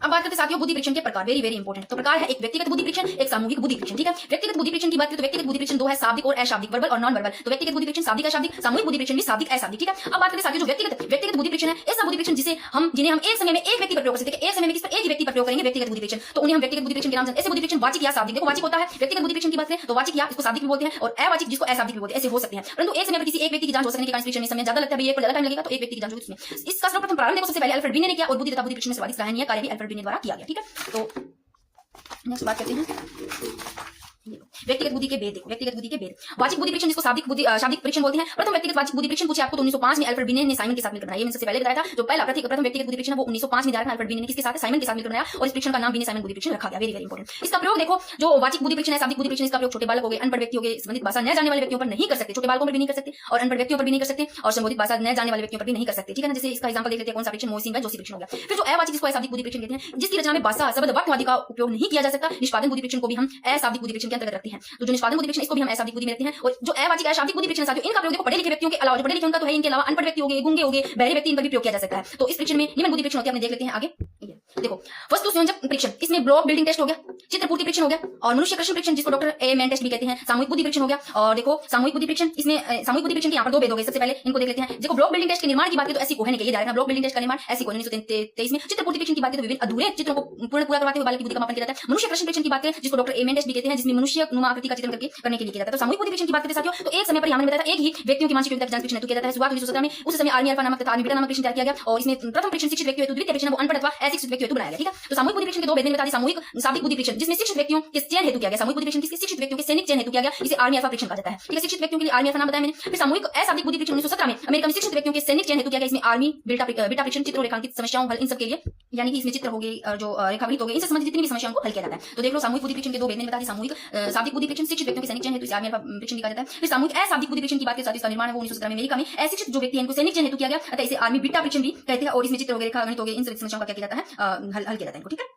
अब इसमें साथियों देखो बुद्धि परीक्षण है, इसमें थोड़ा देख लेते हैं उदाहरण कौन कौन से है बुद्धि परीक्षण। एक तो है स्टैनफोर्ड बिन्ने परीक्षण, एक है टर्मन मेरिल बुद्धि परीक्षण। जो टर्मन मेरिल बुद्धि परीक्षण है इसका देखना यहाँ पर ये लिखा हुआ है, मेरा गलती से इधर लिख गया। तो टर्मन मेरिल बुद्धि परीक्षण देखो टर्मन ने प्रोफेसर एम मेरिल के साथ मिलकर 1937 में क्या किया? इसमें संशोधन किया, ये ध्यान रखना, ठीक है, और जिसका नाम है टर्मन मेरिल बुद्धि परीक्षण किया गया, ठीक है। इसमें कुछ कुल अंक की बात करें तो गणित के प्रश्नों को भी शामिल किया गया। फिर है रेविन प्रोग्रेसिव मैट्रिक्स बुद्धि परीक्षण। तो इस जो रेविन प्रोग्रेसिव मैट्रिक्स बुद्धि परीक्षण है रेविन ने बनाया 1938 में। फिर रंगीन प्रोग्रेसिव मैट्रिक्स, इस रंगीन प्रोग्रेसिव मैट्रिक्स की बात करें तो बच्चों के लिए तैयार होने वाला जो फार्म है उनको रंगीन कहते हैं, प्रोग्रेसिव मैट्रिक्स कहा जाता है। और इसमें 3 जो उप परीक्षण वो तैयार किए गए साथियों कौन कौन से किए गए थे? ए बी, एक तो किया गया था, ए किया गया था, और एक ए बी बी और एक बी किया गया था, ये 3 किए गए थे, ठीक है। तो ये ध्यान रखना। रंगीन प्रोग्रेसिव मैट्रिक्स की बात करें तो बच्चों के लिए तैयार होने वाले जो फॉर्म है, जो रंगीन प्रोग्रेसिव मैट्रिक्स है, वो इनको कहा जाता है। इसमें 3 उपपरीक्षण कौन कौन से, एक बी और एक बी, ये कठिनाई स्तर के अनुसार व्यवस्थित है। और जो सबसे सरल की बात करें तो ए सबसे सरल है और उससे कठिन ए भी हो गया और उससे बी, यानी कि मैंने इसी के अकॉर्डिंग लिखी है, यानी कि सबसे सरल, उसके बाद में इससे थोड़ा सा कठिन, इससे कठिन और फिर ये सबसे कठिन, ठीक है ना, सबसे कठिन आ गया, ठीक है।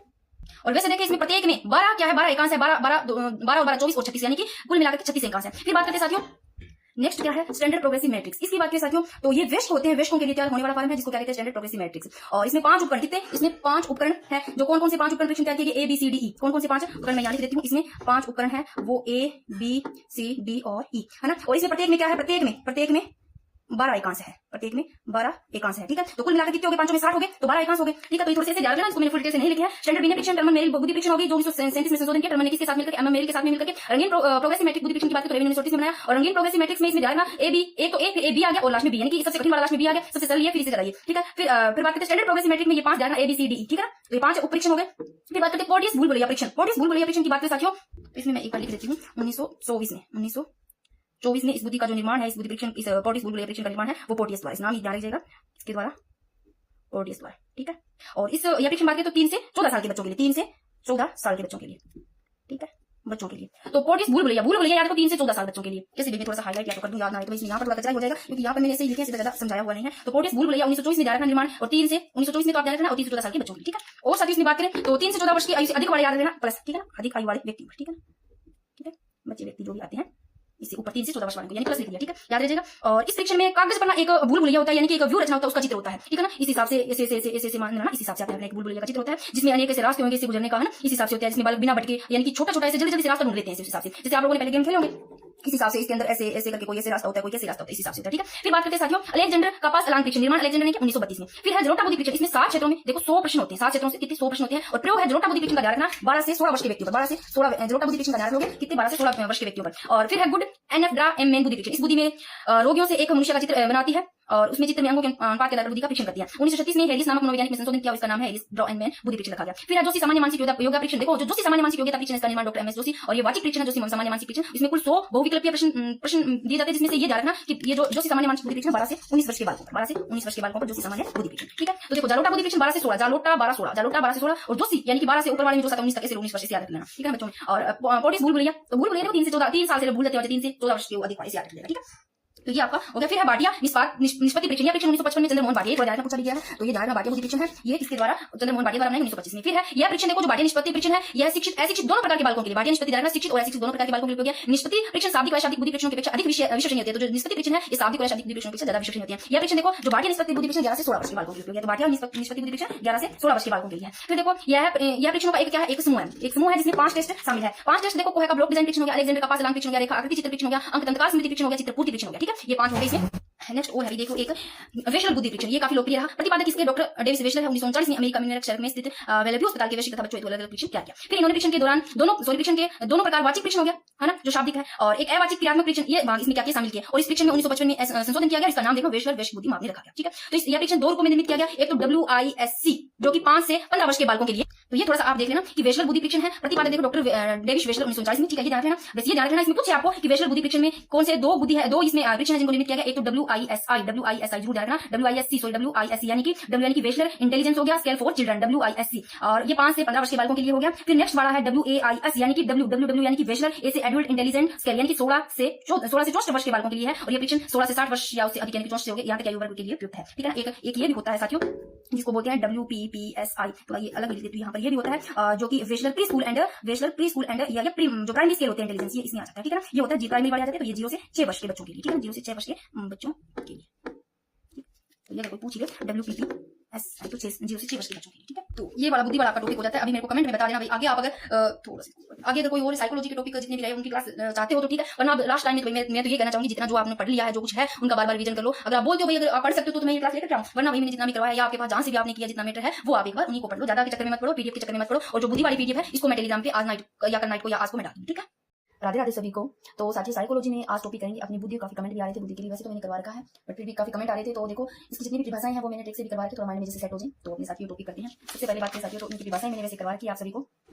कि बकीगम के अनुसार तो है बुद्धि सीखने की योग्यता है। सीखने की योग्यता पूछे तो बकीगम के अनुसार, गार्डन के अनुसार देखो कोई गाली देता है तो एक बार गाली देगा पहचान जाओगे, आप सीख जाओगे उससे क्या, यानी कि पहचान में आ जाएगा, तो बुद्धि पहचानता सीखने की शक्ति गार्डन के अनुसार। रायबरन के अनुसार देखो राय देते हैं ना, बहुत सारे लोग राय देते हैं, वो किससे, कोई भी समस्या जितनी भी प्रॉब्लम्स आती है उनको मतलब उनका समाधान करने के लिए राय देते हैं, तो रायबरन से यानी कि बुद्धि शक्ति समस्याओं का समाधान करने, उद्देश्यों को प्राप्त करने की क्षमता देती है। फिर साथियों वुडवर्थ की क्या है, वुड माने लकड़ी होती है, लकड़ी से यानी कार्य करने की विधि से थोड़ी मैंने याद करवा दी, इनको सारे पर आप देख लो आगे, अपनी देखना में टाइम नहीं है अभी। बोइंग बुद्धि प्रेक्षण जो मापता है बुद्धि, वुडरो के अनुसार बुद्धि ज्ञान का अर्जन करने की क्षमता, कर्मन के अनुसार बुद्धि अमूर्त विचारों के बारे में सोचने की योग्यता है, और मन के अनुसार नवीन परिस्थितियों को झेलने की मस्तिष्क की नवीनता बुद्धि, बिन्ने के अनुसार इंपॉर्टेंट बुद्धि इन चार शब्दों में एक ज्ञान, आविष्कार, निर्देश, आलोचना।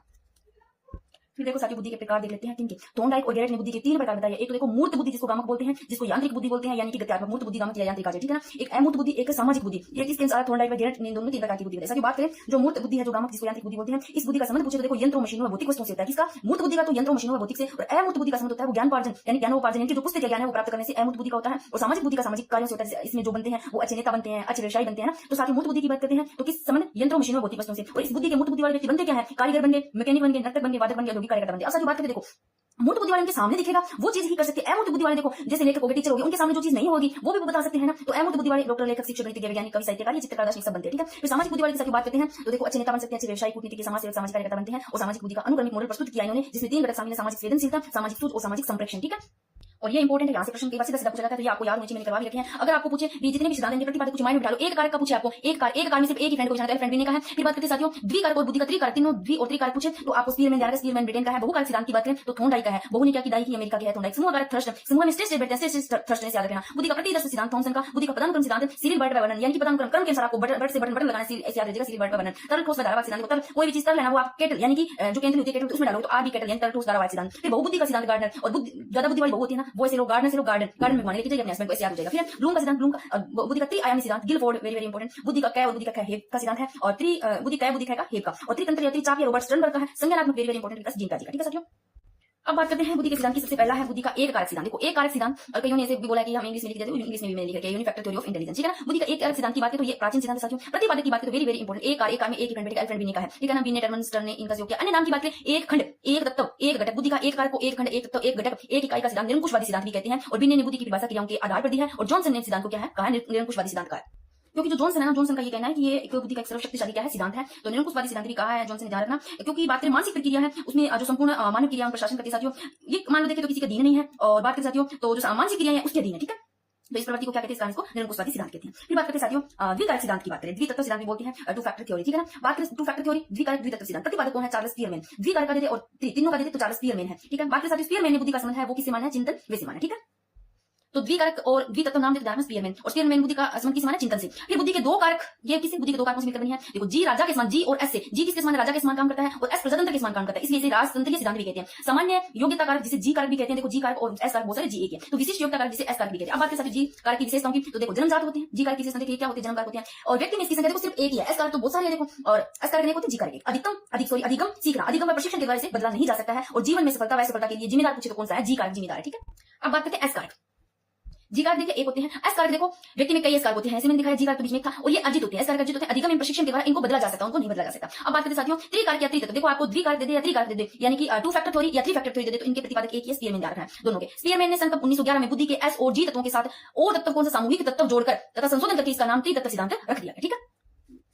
फिर बात करते हैं साथियों बहुकारक या बहुखंड या बहुतत्व या मात्रा का सिद्धांत बोलते हैं इसको। तो बात करें साथियों इसके प्रतिपादक पूछे तो प्रतिपादक कौन है, थॉर्नडाइक, अमेरिका के है ये थॉर्नडाइक, और इसके अनुसार बुद्धि का विकास 18 वर्ष की आयु तक होता है। तो बहुकारक बहुखंड या मल्टी फैक्टर थ्योरी दे दी आपको नाम, तो थॉर्नडाइक है, बहु ने दाई की, ठीक है, बहुत सारे खंडों में की और मात्रा में की, थोड़ी से ले लेना, खंड अलग अलग करके खंडों में मात्रा में की। तो अगर पूछे बुद्धि का विकास तो 18 वर्ष की आयु तक होता है। फिर थॉर्नडाइक ने 1926 में अपने सिद्धांत में बताया कि बुद्धि की संरचना 2 तत्व से नहीं अपितु अनेक तत्व से होती है। इस सिद्धांत के अनुसार बुद्धि असंख्य तत्व कारकों से मिलकर बनी है, और इस बुद्धि का आणविक सिद्धांत बालू का सिद्धांत परमाणुवादी सिद्धांत भी कहते हैं। तो बहुकारक या बहुखंड तत्व आपको पूछे तो इसे क्या कहते हैं, आणविक सिद्धांत कहते हैं साथियों, बालू का सिद्धांत कहते हैं, परमाणुवादी सिद्धांत कहते हैं। थॉर्नडाइक का मानना है कि कठिनाई का स्तर बढ़ने के साथ बुद्धि का, देखो जैसे जैसे कठिनाई का स्तर बढ़ेगा ना वैसे वैसे बुद्धि का भी, आप जितने प्रश्न करके देखोगे ना आपकी बुद्धि का स्तर भी बढ़ता है, और आप जहां तक सीमित रहते हो भी आपने सरल किया तो आपका माइंड वहीं तक बस काम करता उतना रहता है, और जितने ज्यादा हल करोगे टफ उतनी ज्यादा बुद्धि का स्तर बढ़ता है। तो थॉर्नडाइक का क्या मानना है कि कठिनाइयों का स्तर बढ़ाने के साथ बुद्धि का स्तर भी बढ़ता है, कठिनाई का स्तर कम करने के साथ बुद्धि का स्तर भी क्या होता है, कम होता है।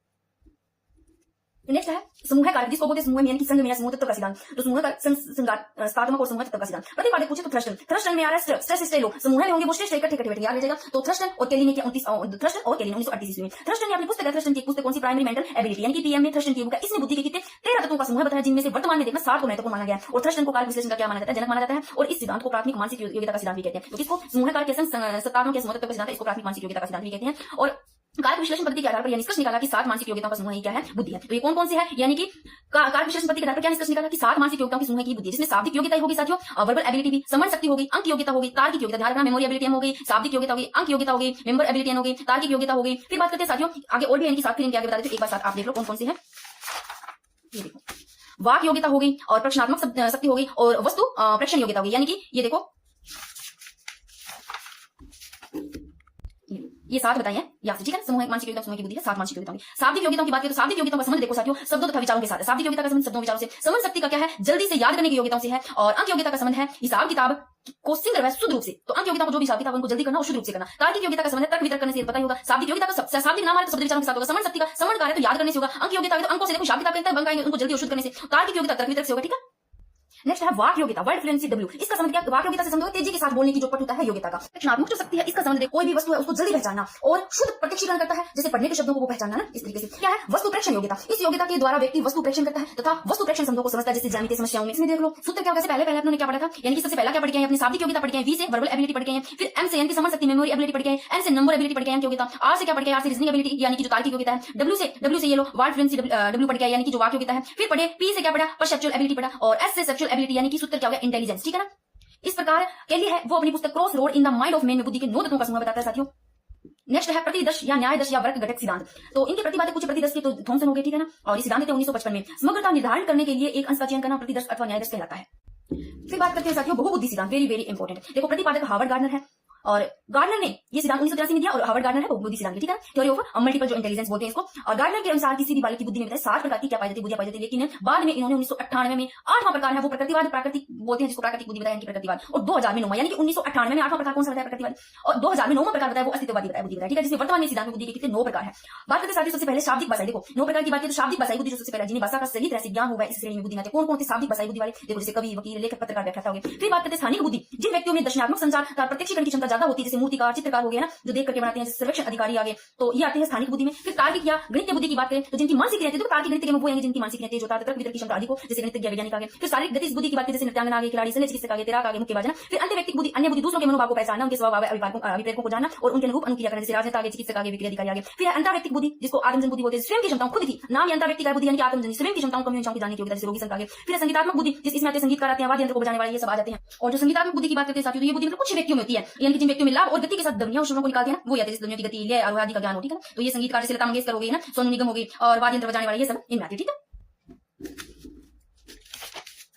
और फिर प्राकृतिक बुद्धि की बात करें तो साथियों 1998 में प्राकृतिक बुद्धि को जोड़ा गया, इसमें किसान, जैविक, वैज्ञानिक, वनस्पति, वैज्ञानिक टीसी आती हैं। और अस्तित्ववादी बुद्धि की बात करें तो मानव संचार के बारे में, छिपे रहस्यों को जानना, वास्तविकता के बारे में पता लगाना, जैसे दार्शनिक चिंतक हो गया आदि। इस सिद्धांत को बहुल बुद्धि या बहुप्रकार सिद्धांत भी कहते हैं। फिर बुद्धि का आश्चर्यजनक सिद्धांत, प्रतिपादक बीएस ब्लूम है साथियों, त्रिचापीय सिद्धांत।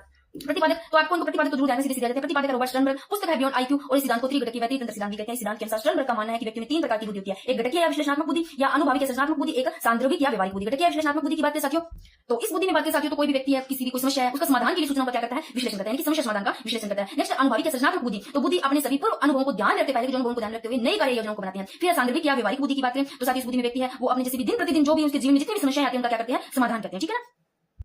Very very important. नेक्स्ट है विकासात्मक सिद्धांत, प्रतिपादक जीन पैदा जरूर रखना, स्विट्जरलैंड के जीन पैदा ने विकास की प्रक्रिया को 4 भागों में बांटा, ये जरूर ध्यान रखना। ये कौन कौन से देखो, एक स्वेदी पेशी अवस्था, स्वेदी पेशी अवस्था है जो देखो 0 से 2 वर्ष, और पूर्व वैचारिक क्रिया अवस्था पूछे, एक वैचारिक क्रिया पूछे पूर्व, पहले की तो 207 यानी कि 2 से 7 वर्ष पूर्व वैचारिक, और वैचारिक 7 से 12, और औपचारिक संक्रिया अवस्था की बात करें तो 12 के वर्ष की बात करते हैं, तो वेरी वेरी इंपॉर्टेंट। फिर बुद्धि का सिद्धांत बीएस ब्लूम का मानना है कि ये बताइए बुद्धि किसी नहीं होती। फिर लेवल 1 और लेवल 2 सिद्धांत प्रतिपादक जॉनसन का है। लेवल 1 कारण की प्राथमिक बुद्धि जो वंशानुक्रम पर आधारित होती है, लेवल 2 कारण की द्वितीयक बुद्धि जो वातावरण पर आधारित होती है। फिर है कंडीन सिद्धांत थॉर्नडाइक का है, और तरल एंड ठोस बुद्धि के सिद्धांत की बात करें आर्बिकेटल का है, और आर्बिकेटल ने 1917 में एक खोज भी डाला था 1915 में, ठीक है। इनके प्रतिपादक जिसमें इन्होंने 2 महत्वपूर्ण तत्व बताए, तरल बुद्धि, ठोस बुद्धि। तो केटल ने तरल बुद्धि स्पीयरमैन के जी कार के समान माना और तरल बुद्धि जीएफ से इंगित किया, और ठोस बुद्धि को जीसी से इंगित किया। तरल बुद्धि देखो वंशानुक्रम पर आधारित है, और वंशानुक्रम पर आधारित माना जिसका अधिकतम विकास किशोरावस्था तक हो जाता है। किशोरावस्था के बाद व्यक्ति की ठोस बुद्धि तथा वातावरण एवं अर्जित तथ्यात्मक ज्ञान अनुभव के द्वारा विकसित हुई बुद्धि माना। ठोस बुद्धि का संबंध वातावरण से, देखो तरल बुद्धि का जानना वंशानुक्रम, ठोस बुद्धि का इससे वातावरण से।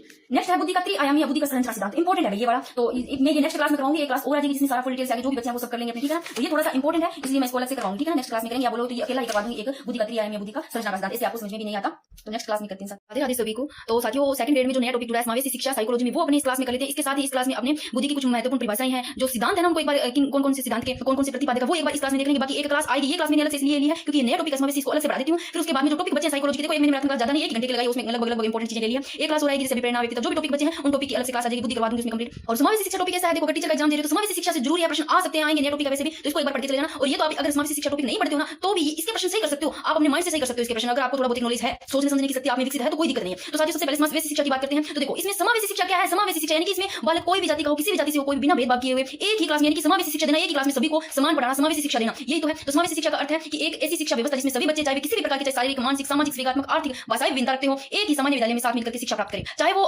देखे तो मानसिक, शारीरिक, सामाजिक किसी भी तरीके से उसमें अलग अलग हो, वो विभिन्नता, तो फिर भी उनको एक साथ में एक जगह है, उनको एक जैसी शिक्षा देना, साथ मिलकर के शिक्षा देना, ये समावेशी शिक्षा है। कोई भी जाति का उससे भेदभाव नहीं किया बिना। तो समावेशी कक्षा में प्रवेश करने वाले हर एक, यानी कि प्रत्येक बच्चे की विविधता को महत्व दिया जाए। देखो आप स्कूल में देखते हो कक्षाओं में बच्चे एक जैसे नहीं होते हैं, अलग अलग, कोई किसी में निपुण होते हैं, कोई किसी में निपुण होते हैं, कोई कैसा होता है, काला होता है, कोई गोरा होता है, कोई शरारती होता है, कोई कैसा भी होता है, कोई विकलांग होता है, कोई कैसे भी होता है, यानी कि अलग अलग जिसका भी बच्चा है, प्रत्येक बच्चे की विविधता को महत्व देते हैं, एक जैसे नहीं होते फिर उनकी विविधता को महत्व देते हैं। तो ये समावेशी शिक्षा, समावेशी शिक्षा के मुख्य पहलू देख लेते हैं साथियों। सभी बच्चों को शिक्षा के समान अवसर उपलब्ध कराना, जिससे कोई भी बालक शिक्षा से वंचित न रहे, समान अवसर उनको उपलब्ध कराना सभी बच्चों को। बच्चे की व्यक्तिगत जरूरतों के अनुसार शिक्षण योजना बनाना, जाति, धर्म, लिंग, आर्थिक स्थिति व शारीरिक, मानसिक अक्षमता के आधार पर भेदभाव को कम करना। कोई भी जाति से हो, कोई भी धर्म से हो, है ना, किसी भी प्रकार का आर्थिक स्थिति कैसी भी हो, शारीरिक रूप से वो कमजोर हो, चाहे कैसे भी हो, मानसिक, इन सबसे अक्षमता वाले, इनके आधार पर उनका भेदभाव उसको समाप्त करना, ये है समावेशी शिक्षा। सभी को एक साथ शिक्षा देना, उनमें भेदभाव किए बिना, ठीक है। सामाजिक समरसता को बढ़ावा देना, वेरी वेरी इंपॉर्टेंट। शिक्षकों व अभिभावकों की भूमिका है महत्व देना। विशेष आवश्यकता वाले बच्चे जो CWS जो विशेष आवश्यकता वाले बच्चे हैं, उनको मुख्य धारा के स्कूलों में शामिल करना, और ताकि वे आत्मनिर्भर सामाजिक रूप से सशक्त बने। फिर बात करते हैं समावेशी शिक्षा के मुख्य उद्देश्य साथियों। सभी बच्चों को समान शैक्षिक अवसर उपलब्ध करवाना, यानी कि सारे जो बच्चे उनको समान शैक्षणिक, एक जैसे शिक्षा, शैक्षणिक अवसर उपलब्ध करवाना। विशेष आवश्यकता वाले बच्चे को सामान्य बच्चों के साथ शिक्षा देना, अगर कोई विशेष आवश्यकता वाले बच्चे हैं तो उनको जो बाकी नॉर्मल बच्चे हैं उनके साथ ही शिक्षा देना, यानी कि उनको पता न लगे, यानी कि उनमें भेदभाव न किया जाए, ठीक है। और प्रत्येक बच्चे की क्षमता का अधिकतम विकास करना, और भेदभाव रहित सहयोगपूर्ण वातावरण बनाना, समाज में समानता, सहानुभूति और एकता की भावना को विकसित करना। अब बात करते हैं समावेशी शिक्षा की विशेषताएं। देखो समानता पर आधारित शिक्षा प्रणाली, वेरी वेरी इंपॉर्टेंट। ये सबसे पहले मतलब ये पढ़ ही रहे हैं, इसमें है ही समानता की, यानी कि समावेशी शिक्षा, समानता पर आधारित शिक्षा प्रणाली। तो मेन चीज ये विविधता को स्वीकार कर, चाहे कैसे भी है, एक जैसे बच्चे नहीं होते हैं स्कूल में, फिर भी उनको स्वीकार करना है, विविधता को स्वीकार कर उनका सम्मान करना है, जैसे भी है उनका सम्मान करना है।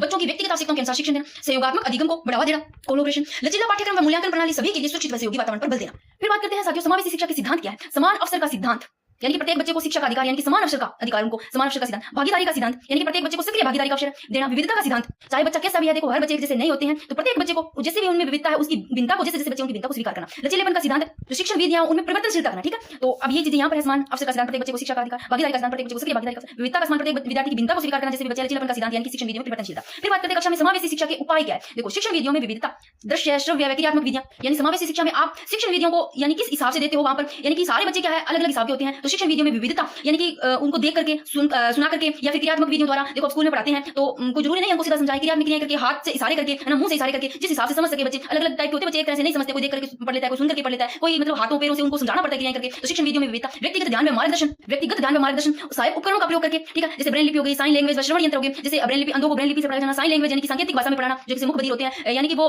सुन कई तो सुन भी नहीं पाते, बोल भी नहीं पाते हैं, वो सारों में समझते हैं। जैसे किसी चीज का अगर उनको बताना है, टमाटर के बारे में बताना है, तो उसको जैसे ऐसे हाथों से गोल वगैरह से करके, या फिर रेड कलर का निशान देकर खाने वाला, चीरने वाला चीरा जाता है, इस तरीके से उसको साइंस सांकेतिक भाषा से। फिर सहयोगात्मक अधिगम को प्रोत्साहन देना, जो कोलैबोरेशन है उसको अधिगम को क्या देना, प्रोत्साहन देना। सकारात्मक दृष्टिकोण व सहानुभूतिपूर्ण व्यवहार करना, ठीक है ना। ये सब आते हैं समावेशी शिक्षा के उपाय हो गए। और ये साथियों अपना चैनल है गोदारा करनी क्लासेस, ठीक है, ये सभी को पता है, जिसके आपकी सारी क्लासेस अपलोड रहती है। इसके अलावा अगर कहीं पर मिलती है तो वो यहीं से अपलोड करके होती है, ठीक है। जैसे एक जीके विद रिवीजन क्लासेस वाला है तो वो सारी की सारी यहाँ से मर्ज करके वीडियो डाल रहा है। फिर बात करते हैं साथियों समावेशी शिक्षा के लाभ। समाज में समानता व एकता की भावना का विकास करना, वेरी वेरी इंपॉर्टेंट। समाज में समानता व एकता की भावना का विकास करना, समरसता का, एकता की भावना का। विशेष आवश्यकता वाले बच्चों में आत्मविश्वास बढ़ाना, जो सेल्फ कॉन्फिडेंस है, विशेष आवश्यकता वाले बच्चों में सभी में समानता व सहयोग की भावना विकसित करना। समावेशी शिक्षा गरीब अपवर्जन के चक्कर को तोड़ने में मदद करती है। समावेशी शिक्षा देखो गरीब अपवर्जन के चक्कर को तोड़ने में मदद करती है। समावेशी शिक्षा बहुत जरूरी है सभी में। बच्चों में भेदभाव को समाप्त करना, बच्चों में भेदभाव को समाप्त करते जब इकट्ठे को पढ़ाया जाता है तो भेदभाव नहीं किया जाता है। बच्चों को उनके परिवार व समुदाय के साथ रहने के लिए प्रेरित करती है। शिक्षा की गुणवत्ता में सुधार लाना, और समावेशी शिक्षा भेदभाव को मिटाती है और हर समाज के बड़े पैमाने पर ये देखना फैला। अगर आप ये प्रश्न आते हैं तो आप पढ़कर भी नहीं जाते हो ना ये टॉपिक, तो भी आप इसको हल कर लेते हो। ये नॉर्मल सी चीजें हैं, यहाँ से कोई प्रश्न नहीं आएंगे समावेशी शिक्षा वाले टॉपिक से, आपकी समझ आधारित प्रश्न पूछे जाएंगे इस टॉपिक से। देखना प्रश्न आप खुद ही देखना। समावेशी शिक्षा स्कूल का वातावरण सुधारती है, जिसका लाभ सभी शिक्षार्थियों को मिलता है। ये राष्ट्र के विकास के लिए सभी व्यक्तियों के समावेश को बढ़ावा देती है। एक आधे आप प्रश्न देखो क्या मैंने लिए है, तब आपको पता चल जाएगा हाँ कोई ज्यादा टफ नहीं आते हैं प्रश्न, ऐसे प्रश्न पूछे जा सकते हैं इस हिसाब से, तो आपको पता चलेगा। में कुछ कर लेंगे। समावेशी शिक्षा के प्रमुख मॉडल देख लो, पूर्ण समावेशन प्रतिमान, दलित शिक्षण प्रतिमान और वेंगो का अनुकूलित अधिगम वातावरण प्रतिमान, समावेश चक्र प्रतिमान और रणनीति व्यवधान प्रतिमान। सर बात करते हैं पूर्ण समावेशन प्रतिमान, ये समावेशी शिक्षा के मॉडल है। देखो जो पूर्ण समावेशन प्रतिमान है, फुल इंक्लूजन मॉडल, इसमें बच्चों को नियमित कक्षा में विशेष सहायता के साथ पढ़ाया जाता है। विशेष सहायता के साथ पढ़ाया जाता है। पूर्ण समावेशन प्रतिमान में एक विशिष्ट शिक्षक कक्षा में जाकर बच्चों को विषयवार मदद करता है और सामान्य शिक्षकों की भी मदद करता है, फिर दलित शिक्षण प्रतिमान तो सामान्य विशेष शिक्षक मिलकर एक साथ मिलकर एक ही कक्षा में पढ़ाते हैं, यानी कि दल होता है, टीम होती है, तो सामान्य विशेष शिक्षक है वो मिलकर के एक साथ मिलकर एक ही कक्षा में पढ़ाएंगे और ताकि सभी बच्चे बिना किसी दबाव के एक दूसरे को समझे और सहयोग कर सके एक दूसरे का। फिर बात करते हैं वेंग का अनुकूलित अधिगम वातावरण प्रतिमान। यह मॉडल बालकों में अपनी गति से सीखने का, भाई बच्चों को खुद की गति से सीखने का अवसर देता है, वो ये है वेंग का अनुकूलित अधिगम वातावरण प्रतिमान, जिसमें शिक्षक अपनी आवश्यकताओं के अनुसार उपयुक्त शिक्षण सामग्री और सहायता प्रदान करते हैं। फिर ऐसा समावेश चक्र प्रतिमान, इसमें बच्चों के सामाजिक, भावनात्मक, पारिस्थितिक कौशलों पर जोर दिया जाता है, शिक्षकों, अभिभावकों व अन्य संबंधितों की सहभागिता से बच्चों को एक पूर्ण समावेशन का लाभ मिलता है। फिर बात करते हैं रणनीति व्यवधान प्रतिमान, उनमें 3 चरणों में चलता है। कौन कौन से चरणों में? कक्षा में सहयोग, जो एक दूसरे की सहयोग करते हैं, तो ये इन चरणों में चलता है। इनके कितने चरण है? पूर्ण ज्ञान परीक्षण हो गया, एक सामाजिक कौशल को विकसित करना, रणनीति व्यवधान प्रतिमान के चरण है, और इसमें सामान्य व विशेष शिक्षक मिलकर बच्चों के लिए शिक्षा की रणनीति बनाते हैं। जो सामान्य विशेष शिक्षक है वो मिलकर के बच्चों के लिए शिक्षा रणनीति बनाते हैं। अब जैसे ना आपको देखो समावेशी शिक्षा देकर के आपको इसे पूछ लिया, यानी कि समावेशी शिक्षा के अवधारणा से संबंधित सत्य कथन चुनना या फिर असत्य दे दे, कौन सा असत्य कथन है। देखो ऑप्शन क्या है कि यह कक्षा में प्रवेश करने वाले प्रत्येक बच्चे की विविधता को महत्व देते हैं। भाई अभी मैंने बताया समावेशी शिक्षा है, ये विविधता को महत्व देता है। देखो स्कूल क्लास में बच्चे एक जैसे नहीं होते हैं, अलग अलग प्रकार के, अलग अलग उनमें होती है कैपेसिटी, कोई देखो किसी हिसाब से होते हैं, एक जैसे नहीं होते, विविधता लिए होते हैं सारे के सारे बच्चे। क्या सभी बच्चों को याद करने की क्षमता एक जैसी होती है? कोई जल्दी भूल जाता है, कोई जल्दी याद होती है, कोई कैसा भी है ना। तो विविधता को महत्व देती है, जिससे भी है उनका सम्मान करना, उनको स्वीकार करना, जिससे भी बच्चे हैं उनको महत्व देना, तो विविधता को महत्व देती है। ये लाइन इसकी इंपॉर्टेंट है, पहली सही है इसकी। फिर दूसरी लाइन है कि इसका उद्देश्य विशिष्ट आवश्यकता वाले विद्यार्थियों को पृथक करना। भाई विशिष्ट आवश्यकता वाले, विशेष या विशिष्ट आवश्यकता वाले बच्चे हैं, क्या उनको प्रथम अलग करना है? भाई यहाँ समावेशी शिक्षा का अर्थ ही क्या है? एक दूसरे को साथ लेकर के समावेशी शिक्षा देना, चाहे जैसे भी बच्चे हैं, चाहे जैसे भी विविधता लिए, हम सब बच्चों को एक साथ शिक्षा देना ही तो है। तो ये कहां से सही होगा? पृथक करना, अलग करना थोड़ी। तो ये तो इसकी बात होगी गलत, ठीक है ना। सत्य पूछा तो पहली लाइन तो बिल्कुल सही है। दूसरी है केवल प्रतिभाशाली और सृजनात्मक बालक। देखो जहां भी केवल आई ना, केवल वाला तो देखो केवल पूछा जा रहा है, केवल प्रतिभाशाली और सृजनात्मक बालकों को थोड़ी है। इसमें तो सभी प्रकार के बच्चे हैं, जैसे भी बच्चे हैं, गरीब है, चाहे वो होशियार है, चाहे कमजोर है, चाहे कैसे भी बच्चे हैं, ठीक है ना, चाहे रोगी है, चाहे कुछ भी हो। भाई केवल यहाँ पर पूछा केवल प्रतिभाशाली सृजनात्मक, भाई केवल प्रतिभाशाली सृजनात्मक बालकों के लिए नहीं है, छत के नीचे लाने की जरूरत नहीं, ये बात भी इनकी गलत है। तो फोर्थ है यह सुनिश्चित करना कि सभी विद्यार्थियों को एक नियमित स्कूल प्रणाली में शिक्षा प्राप्त करने का अधिकार। यह देखो सभी शिक्षार्थियों को, बिल्कुल सही बात है, समावेशी शिक्षा है कि सारे सभी शिक्षार्थियों को नियमित स्कूल प्रणाली में शिक्षा प्रदान करना। तो इस सत्य कथन पूछा है तो पहला और चौथा सही है, ये दोनों गलत है। चाहे इस हिसाब से आपको कोई भी प्रश्न दे दे तो आप गलती नहीं करोगे। नेक्स्ट प्रश्न है कि समावेशी शिक्षा उससे विद्यालय शिक्षा व्यवस्था की ओर संकेत करती है। कौन से है? देखो जो सभी नियोग्य बच्चों को शामिल करते हैं। क्या नियोग्य बच्चों को शामिल करती है? तो ये तो गलत है। नियोग्य थोड़ी सभी प्रकार की है, चाहे वो इंटेलिजेंट है, चाहे कमजोर है, चाहे कैसे भी, प्रतिभाशाली हो गए, सृजनात्मक हो गए, जैसे भी हो सारे, चाहे वो किसी हिसाब से वित्तीय बच्चे होते हैं, सभी प्रकार के। केवल आ गया, केवल तो वैसे ही गलत हो जाएगा। यानी केवल बालिका शिक्षक पढ़ा, बालिका को थोड़ी देते हैं, सभी को। केवल विशेष आवश्यकता वाले बच्चों को ध्यान नहीं देते क्या? विशेष आवश्यकता वाले पे नहीं है, सभी पर, जो उनकी शारीरिक, बौद्धिक, सामाजिक, भाषिक या अन्य विभिन्न योग्यता स्थितियों को ध्यान में रखे, सब प्रकार की योग्यता को ध्यान में रखे और बगैर बच्चों को इन सब प्रकार के विशेषताओं को, स्थितियों को ध्यान में रखे हुए बगैर बच्चों को शामिल करना। तो ये ऑप्शन इसका सही है, ठीक है। बाकी के तीनों के तीनों गलत। अब समावेशी शिक्षा से एक पेज पे मैंने कुछ मोस्ट इंपोर्टेंट लाइन लिखी हुई है, यहाँ से कुछ प्रश्न बने भी हुए बन भी सकते हैं। तो ये लाइन आप इतने तो जरूर पढ़ के जाना, कुछ भी यहाँ से आ सकता है। देखो ये मैंने एक जगह लिखी है समावेशी शिक्षा से। देखो समावेशी शिक्षा क्या है? शिक्षण पर जोर देने के बजाय बच्चों को पढ़ने व अधिगम पर जोर देती है। ये लाइन वेरी वेरी इंपॉर्टेंट है। देखो जो समावेशी शिक्षा है ना, ये शिक्षण पर जोर देने, जो टीचर पढ़ाता है यानी कि जो भी पढ़ाता है क्या उस पर जोर देती है। तो टीचिंग मेथड की बजाय बच्चों को पढ़ाने और अधिगम पर जोर देती है समावेशी शिक्षा। फिर समावेशी शिक्षा सबके लिए समान वातावरण पर जोर देती है। ये समान वातावरण पर जोर देती है, वेरी वेरी इंपॉर्टेंट। समावेशी शिक्षा ये है, समान वातावरण पर जोर देती है। फिर ये प्रत्येक छात्र की आवश्यकताओं के अनुसार विभिन्न शिक्षण विधियों के उपयोग का समर्थन करती है। तो विभिन्न शिक्षण विधियों के उपयोग का समर्थन करती है, इंपॉर्टेंट है। फिर ये विभिन्न क्षमताओं, अक्षमताओं, देखो क्षमताओं और अक्षमताओं वाले सारे जो बालक है, विभिन्न क्षमताएं होगी, क्षमताएं वाले सभी को समान रूप से व्यवहार करती है। तो ये समावेशी शिक्षा तो समान रूप से करेगी। ये लाइन आती है तो ये तो सही होगी आपकी। समावेशी शिक्षा में कौन कौन बच्चे शामिल होते हैं? ये प्रश्न पूछा गया कहीं ना कहीं। तो अधिगम देखो अक्षम हो गया, दृष्टिबाधित हो गया, प्रतिभाशाली जैसे दिव्यांग हो गया, विशेष आवश्यकता वाले सारे के सारे, कोई भी बच्चा छूटने वाला सभी बच्चे इसमें शामिल है, सारे के सारे जैसे भी है। समावेशी शिक्षा विकलांगता व बिना विकलांगता वाले विद्यार्थी भी इकट्ठे पढ़ते हैं। तो भाई यहाँ पर सभी प्रकार के बच्चे आते हैं, विकलांगता और बिना विकलांगता वाले, कोई ऐसे नहीं अकेले बिना विकलांगता वाले आएंगे या फिर विकलांगता वाले, है ना। तो शिक्षा समावेशन के अधिगम के सार्वभौमिक अभिकल्प के क्रियान्वयन द्वारा समन्वित किया जा सकता है। यानी कि universal decision for learning, UDL यानी कि प्रत्येक बच्चा जैसा सीखता है उसे वैसा ही क्या करना, स्वीकार करना, उनका वैसे सम्मान करना। यानी कि जैसे बच्चा है, जैसे सीखता है, चाहे वो धीरे सीखे, चाहे जल्दी सीखे, चाहे उसकी कैसे भी भाई क्षमता हो सीखने की, उसको सम्मान देना, उसको उसी हिसाब से स्वीकार करना। अब ऐसे नहीं है किसी बच्चे को 10 बार समझा दिया, 5 बार समझा दिया, उसको याद नहीं हो रहा, 4 मारे लपेट उसके, क्यों याद नहीं हो रहा, चल यहाँ से क्लास नहीं, तुझे नहीं पढ़ाएंगे, ये वो जैसा भी है सम्मान देना, उसको सम्मान के साथ स्वीकार करना है। कक्षा में समझाना है उसको, जैसा भी है उसको वो समझाना है, ठीक है, उसको जैसे भी है स्वीकार करना है, ठीक है। यानी कि यूडीएल इंपॉर्टेंट है, ये नाम याद रखना। शिक्षा में समावेशन और उसकी रणनीतियों से संबंधित देखो एक प्रश्न है पूछे आपको, समावेशी शिक्षा की एक प्रमुख शिक्षा शास्त्रीय रणनीति से होगा जहां सभी विद्यार्थी एक साथ मिलकर सीखते हैं। तो समावेशी शिक्षा ये है कि एक साथ मिलकर सीखना, सभी कोलैबोरेशन करना, एक दूसरे का सहयोग करना, ठीक है ना। तो ये चीजें आपको इस पेज पर बहुत इंपॉर्टेंट है, यहाँ से प्रश्न बन सकते हैं आपके, बन जाएंगे, मुझे नहीं लगता कि यहाँ से ना बने, लगता है यहाँ से कोई ना कोई प्रश्न, यानी कि इस हिसाब से यहाँ से नहीं, इसी अकॉर्डिंग पूछा जाएगा। अब साथियों इसी क्लास में अपनी ना बुद्धि है उसकी कुछ महत्वपूर्ण परिभाषाएं देख लेते हैं अगर पूछे जाते हैं। फिर थोड़े से ना इसी बुद्धि से अपने क्या करेंगे साथियों, एक तो ये प्रकार देख लेंगे, एक ये सिद्धांत है बुद्धि के। ये देखो ये थोड़ी से आप अपने माइंड में चैटिक से कैसे बिठा लेना, इनके प्रतिपादक क्या रखना, यहाँ से सीधे सीधे प्रश्न पूछे गए हैं। तो साथियों पहले तो बात करते हैं बुद्धि की परिभाषा। देखो बकीगम के अनुसार बुद्धि सीखने की योग्यता, बकीगम अबेल से लो, बकीगम नाम का कोई लड़का है वो सीखेगा, उसमें सीखने की योग्यता, ऐसे रख लो। तो गाल्टन के अनुसार बुद्धि पहचानने और सीखने की शक्ति। गाल्टन, अब गाल्टन में ना हमारे गाल्टन और गाल्टन में पिछले हटा दो, गाली गाली ले लो गाल्टन। और कोई बंदा किसी को गाली देगा ना तो हम उस बंदे को गाल्टन से लेना गाली। कोई बंदा आज अपने को गाली दे तो हम उसको पहचान लेंगे, ये बंदा गाली दिया है भाई, मुर्गे भी कौन जाओ, ये बंदा मुर्गे कौन जाओ, एक बार सीख ले ली, पहचान लियो, सीखने की शक्ति आ गई, अपन बंदो गाली देना है, याद रह जाएगा। तो पहचानिए सीखने की शक्ति बुद्धि गाल्टन की। फिर राय बरन, देखो राय बरन, राय देना बुद्धि वह शक्ति जो समस्याओं समाधान, देखो आजकल लोग राय बोल देते हैं और समस्याओं समाधान से सूझने के लिए भी राय देते हैं, बहुत सारे तो अच्छी राय भी देते हैं, बहुत सारे गलत राय भी देते हैं। तो बुद्धि वह शक्ति जो समस्याओं का समाधान करने, उद्देश्यों को प्राप्त करने की क्षमता देती है। जो बंदा समस्याओं को समाधान करने के लिए अपने को जब राय दे देगा और उद्देश्यों को प्राप्त करने की क्षमता ऐसी को राय दे देगा तो वो बंदा हमारे लिए बहुत अच्छा है, ऐसे लेना। वुडवर्थ बुद्धि कार्य करने की विधि है, वैसे वुडवर्थ वैसे बुद्धि कार्य करने की। और वुडवर्थ में वुड आ रही है, वुड यानी कि लकड़ी, और लकड़ी का काम भी करते हो ना आप, कार्य करने की विधि है, किस हिसाब से कार्य काम करते हैं, ये विधि है काम करने की। फिर बोरिंग, बुद्धि परीक्षण जो मापता है वही बुद्धि है। बोरिंग हो गई ना तो आप बुद्धि का परीक्षण करने लग जाए, आपने लग जाना, वो बुद्धि है, बोरिंग नहीं होगी। फिर वुड्रो, बुद्धि ज्ञान का अर्जन करने की क्षमता। वुड्रो मतलब डरना नहीं है, ज्ञान अर्जन करना है अपने को, तो वुड्रो पीछे ड्रो नहीं, डरना नहीं, एग्जाम पास हो जाएगा, ज्ञान को अर्जन करना सीख लो। ज्ञान को अर्जन करने की क्षमता बुद्धि फुट रोकी है। टर्मन अमूर्त विचारों, टर्मन अपना मन है ना, टर्मन है, वहां पर बुद्धि अमूर्त विचार आते हैं, उनके बारे में सोचने की योग्यता है। तो बुद्धि अमूर्त विचारों के बारे में सोचने की योग्यता है हमारे मन में ही तो सोचा जाता है, टर्मन मन में अमूर्त विचारों को सोचा जाता है। फिर मन सीधा मन आ जाए, नवीन परिस्थितियों को झेलने की मस्तिष्क की नवीनता बुद्धि है। मन में ही तो मस्तिष्क को नवीन जो कंडीशन परिस्थितियों को झेलने की मस्तिष्क की नवीनता बुद्धि है। बिनने के अनुसार ध्यान रखना इंपॉर्टेंट है। 4 शब्दों में बुद्धि कौन कौन से बिनने के अनुसार? ज्ञान, आविष्कार, निर्देश, आलोचना। गला बहुत जल्दी सूखता है, पता नहीं क्या करना। भाई पानी पी करके आ जाती हूँ मैं एक बार।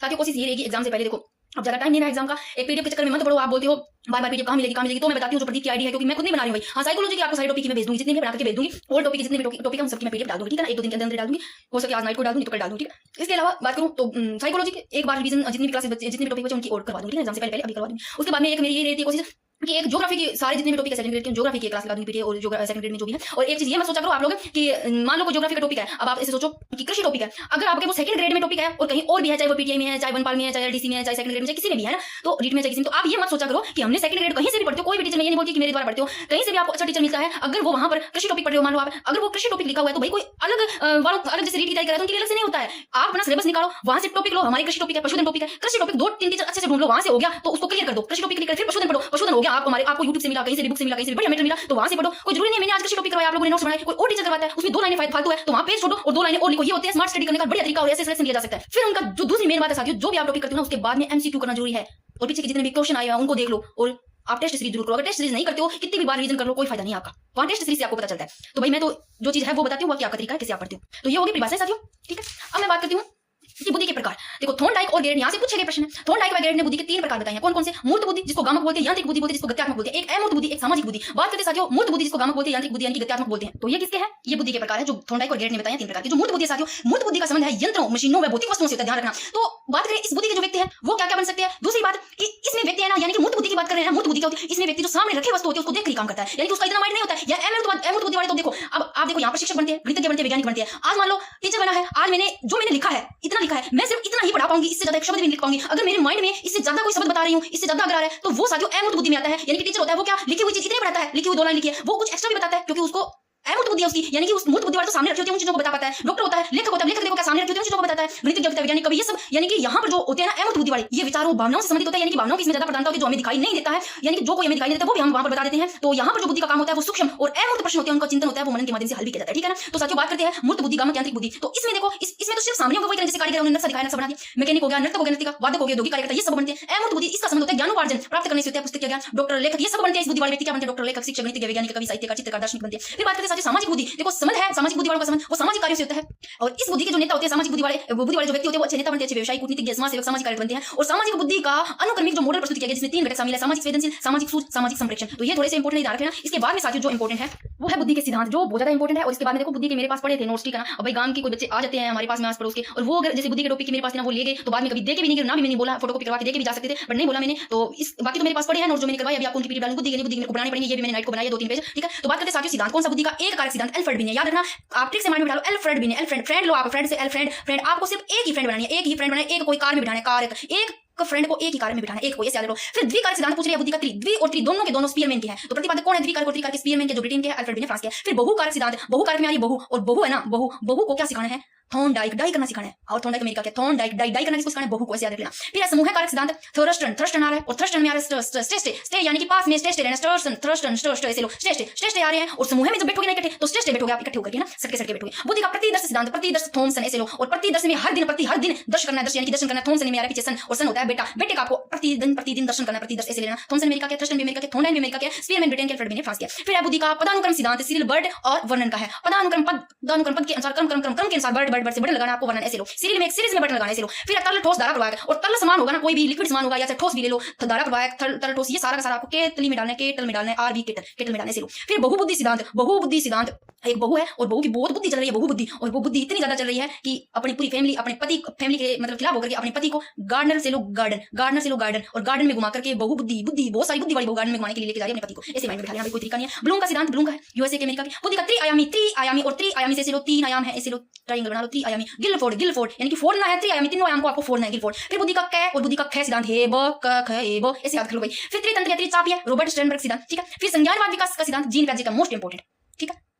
त्रिचापीय स्टर्नबर्ग ऐसे याद रखो। संज्ञानवाद सिद्धांत, जीन पैजे का, साथियों ये आपके हो जाता है बुद्धि का सिद्धांत। बुद्धि का फुल टॉपिक भी करवा दूंगी, आपको बोलोगे तो अलग से बुद्धि का करना बड़ा टॉपिक है भाई, मोटा टॉपिक, ठीक है। अगर बोलोगे तो बुद्धि का अलग से टॉपिक करवा दूंगी, यहाँ से प्रश्न भी पूछे जाते हैं। अब जितने भी टॉपिक बचे उनकी मैं एक क्लास में लगा दूंगी।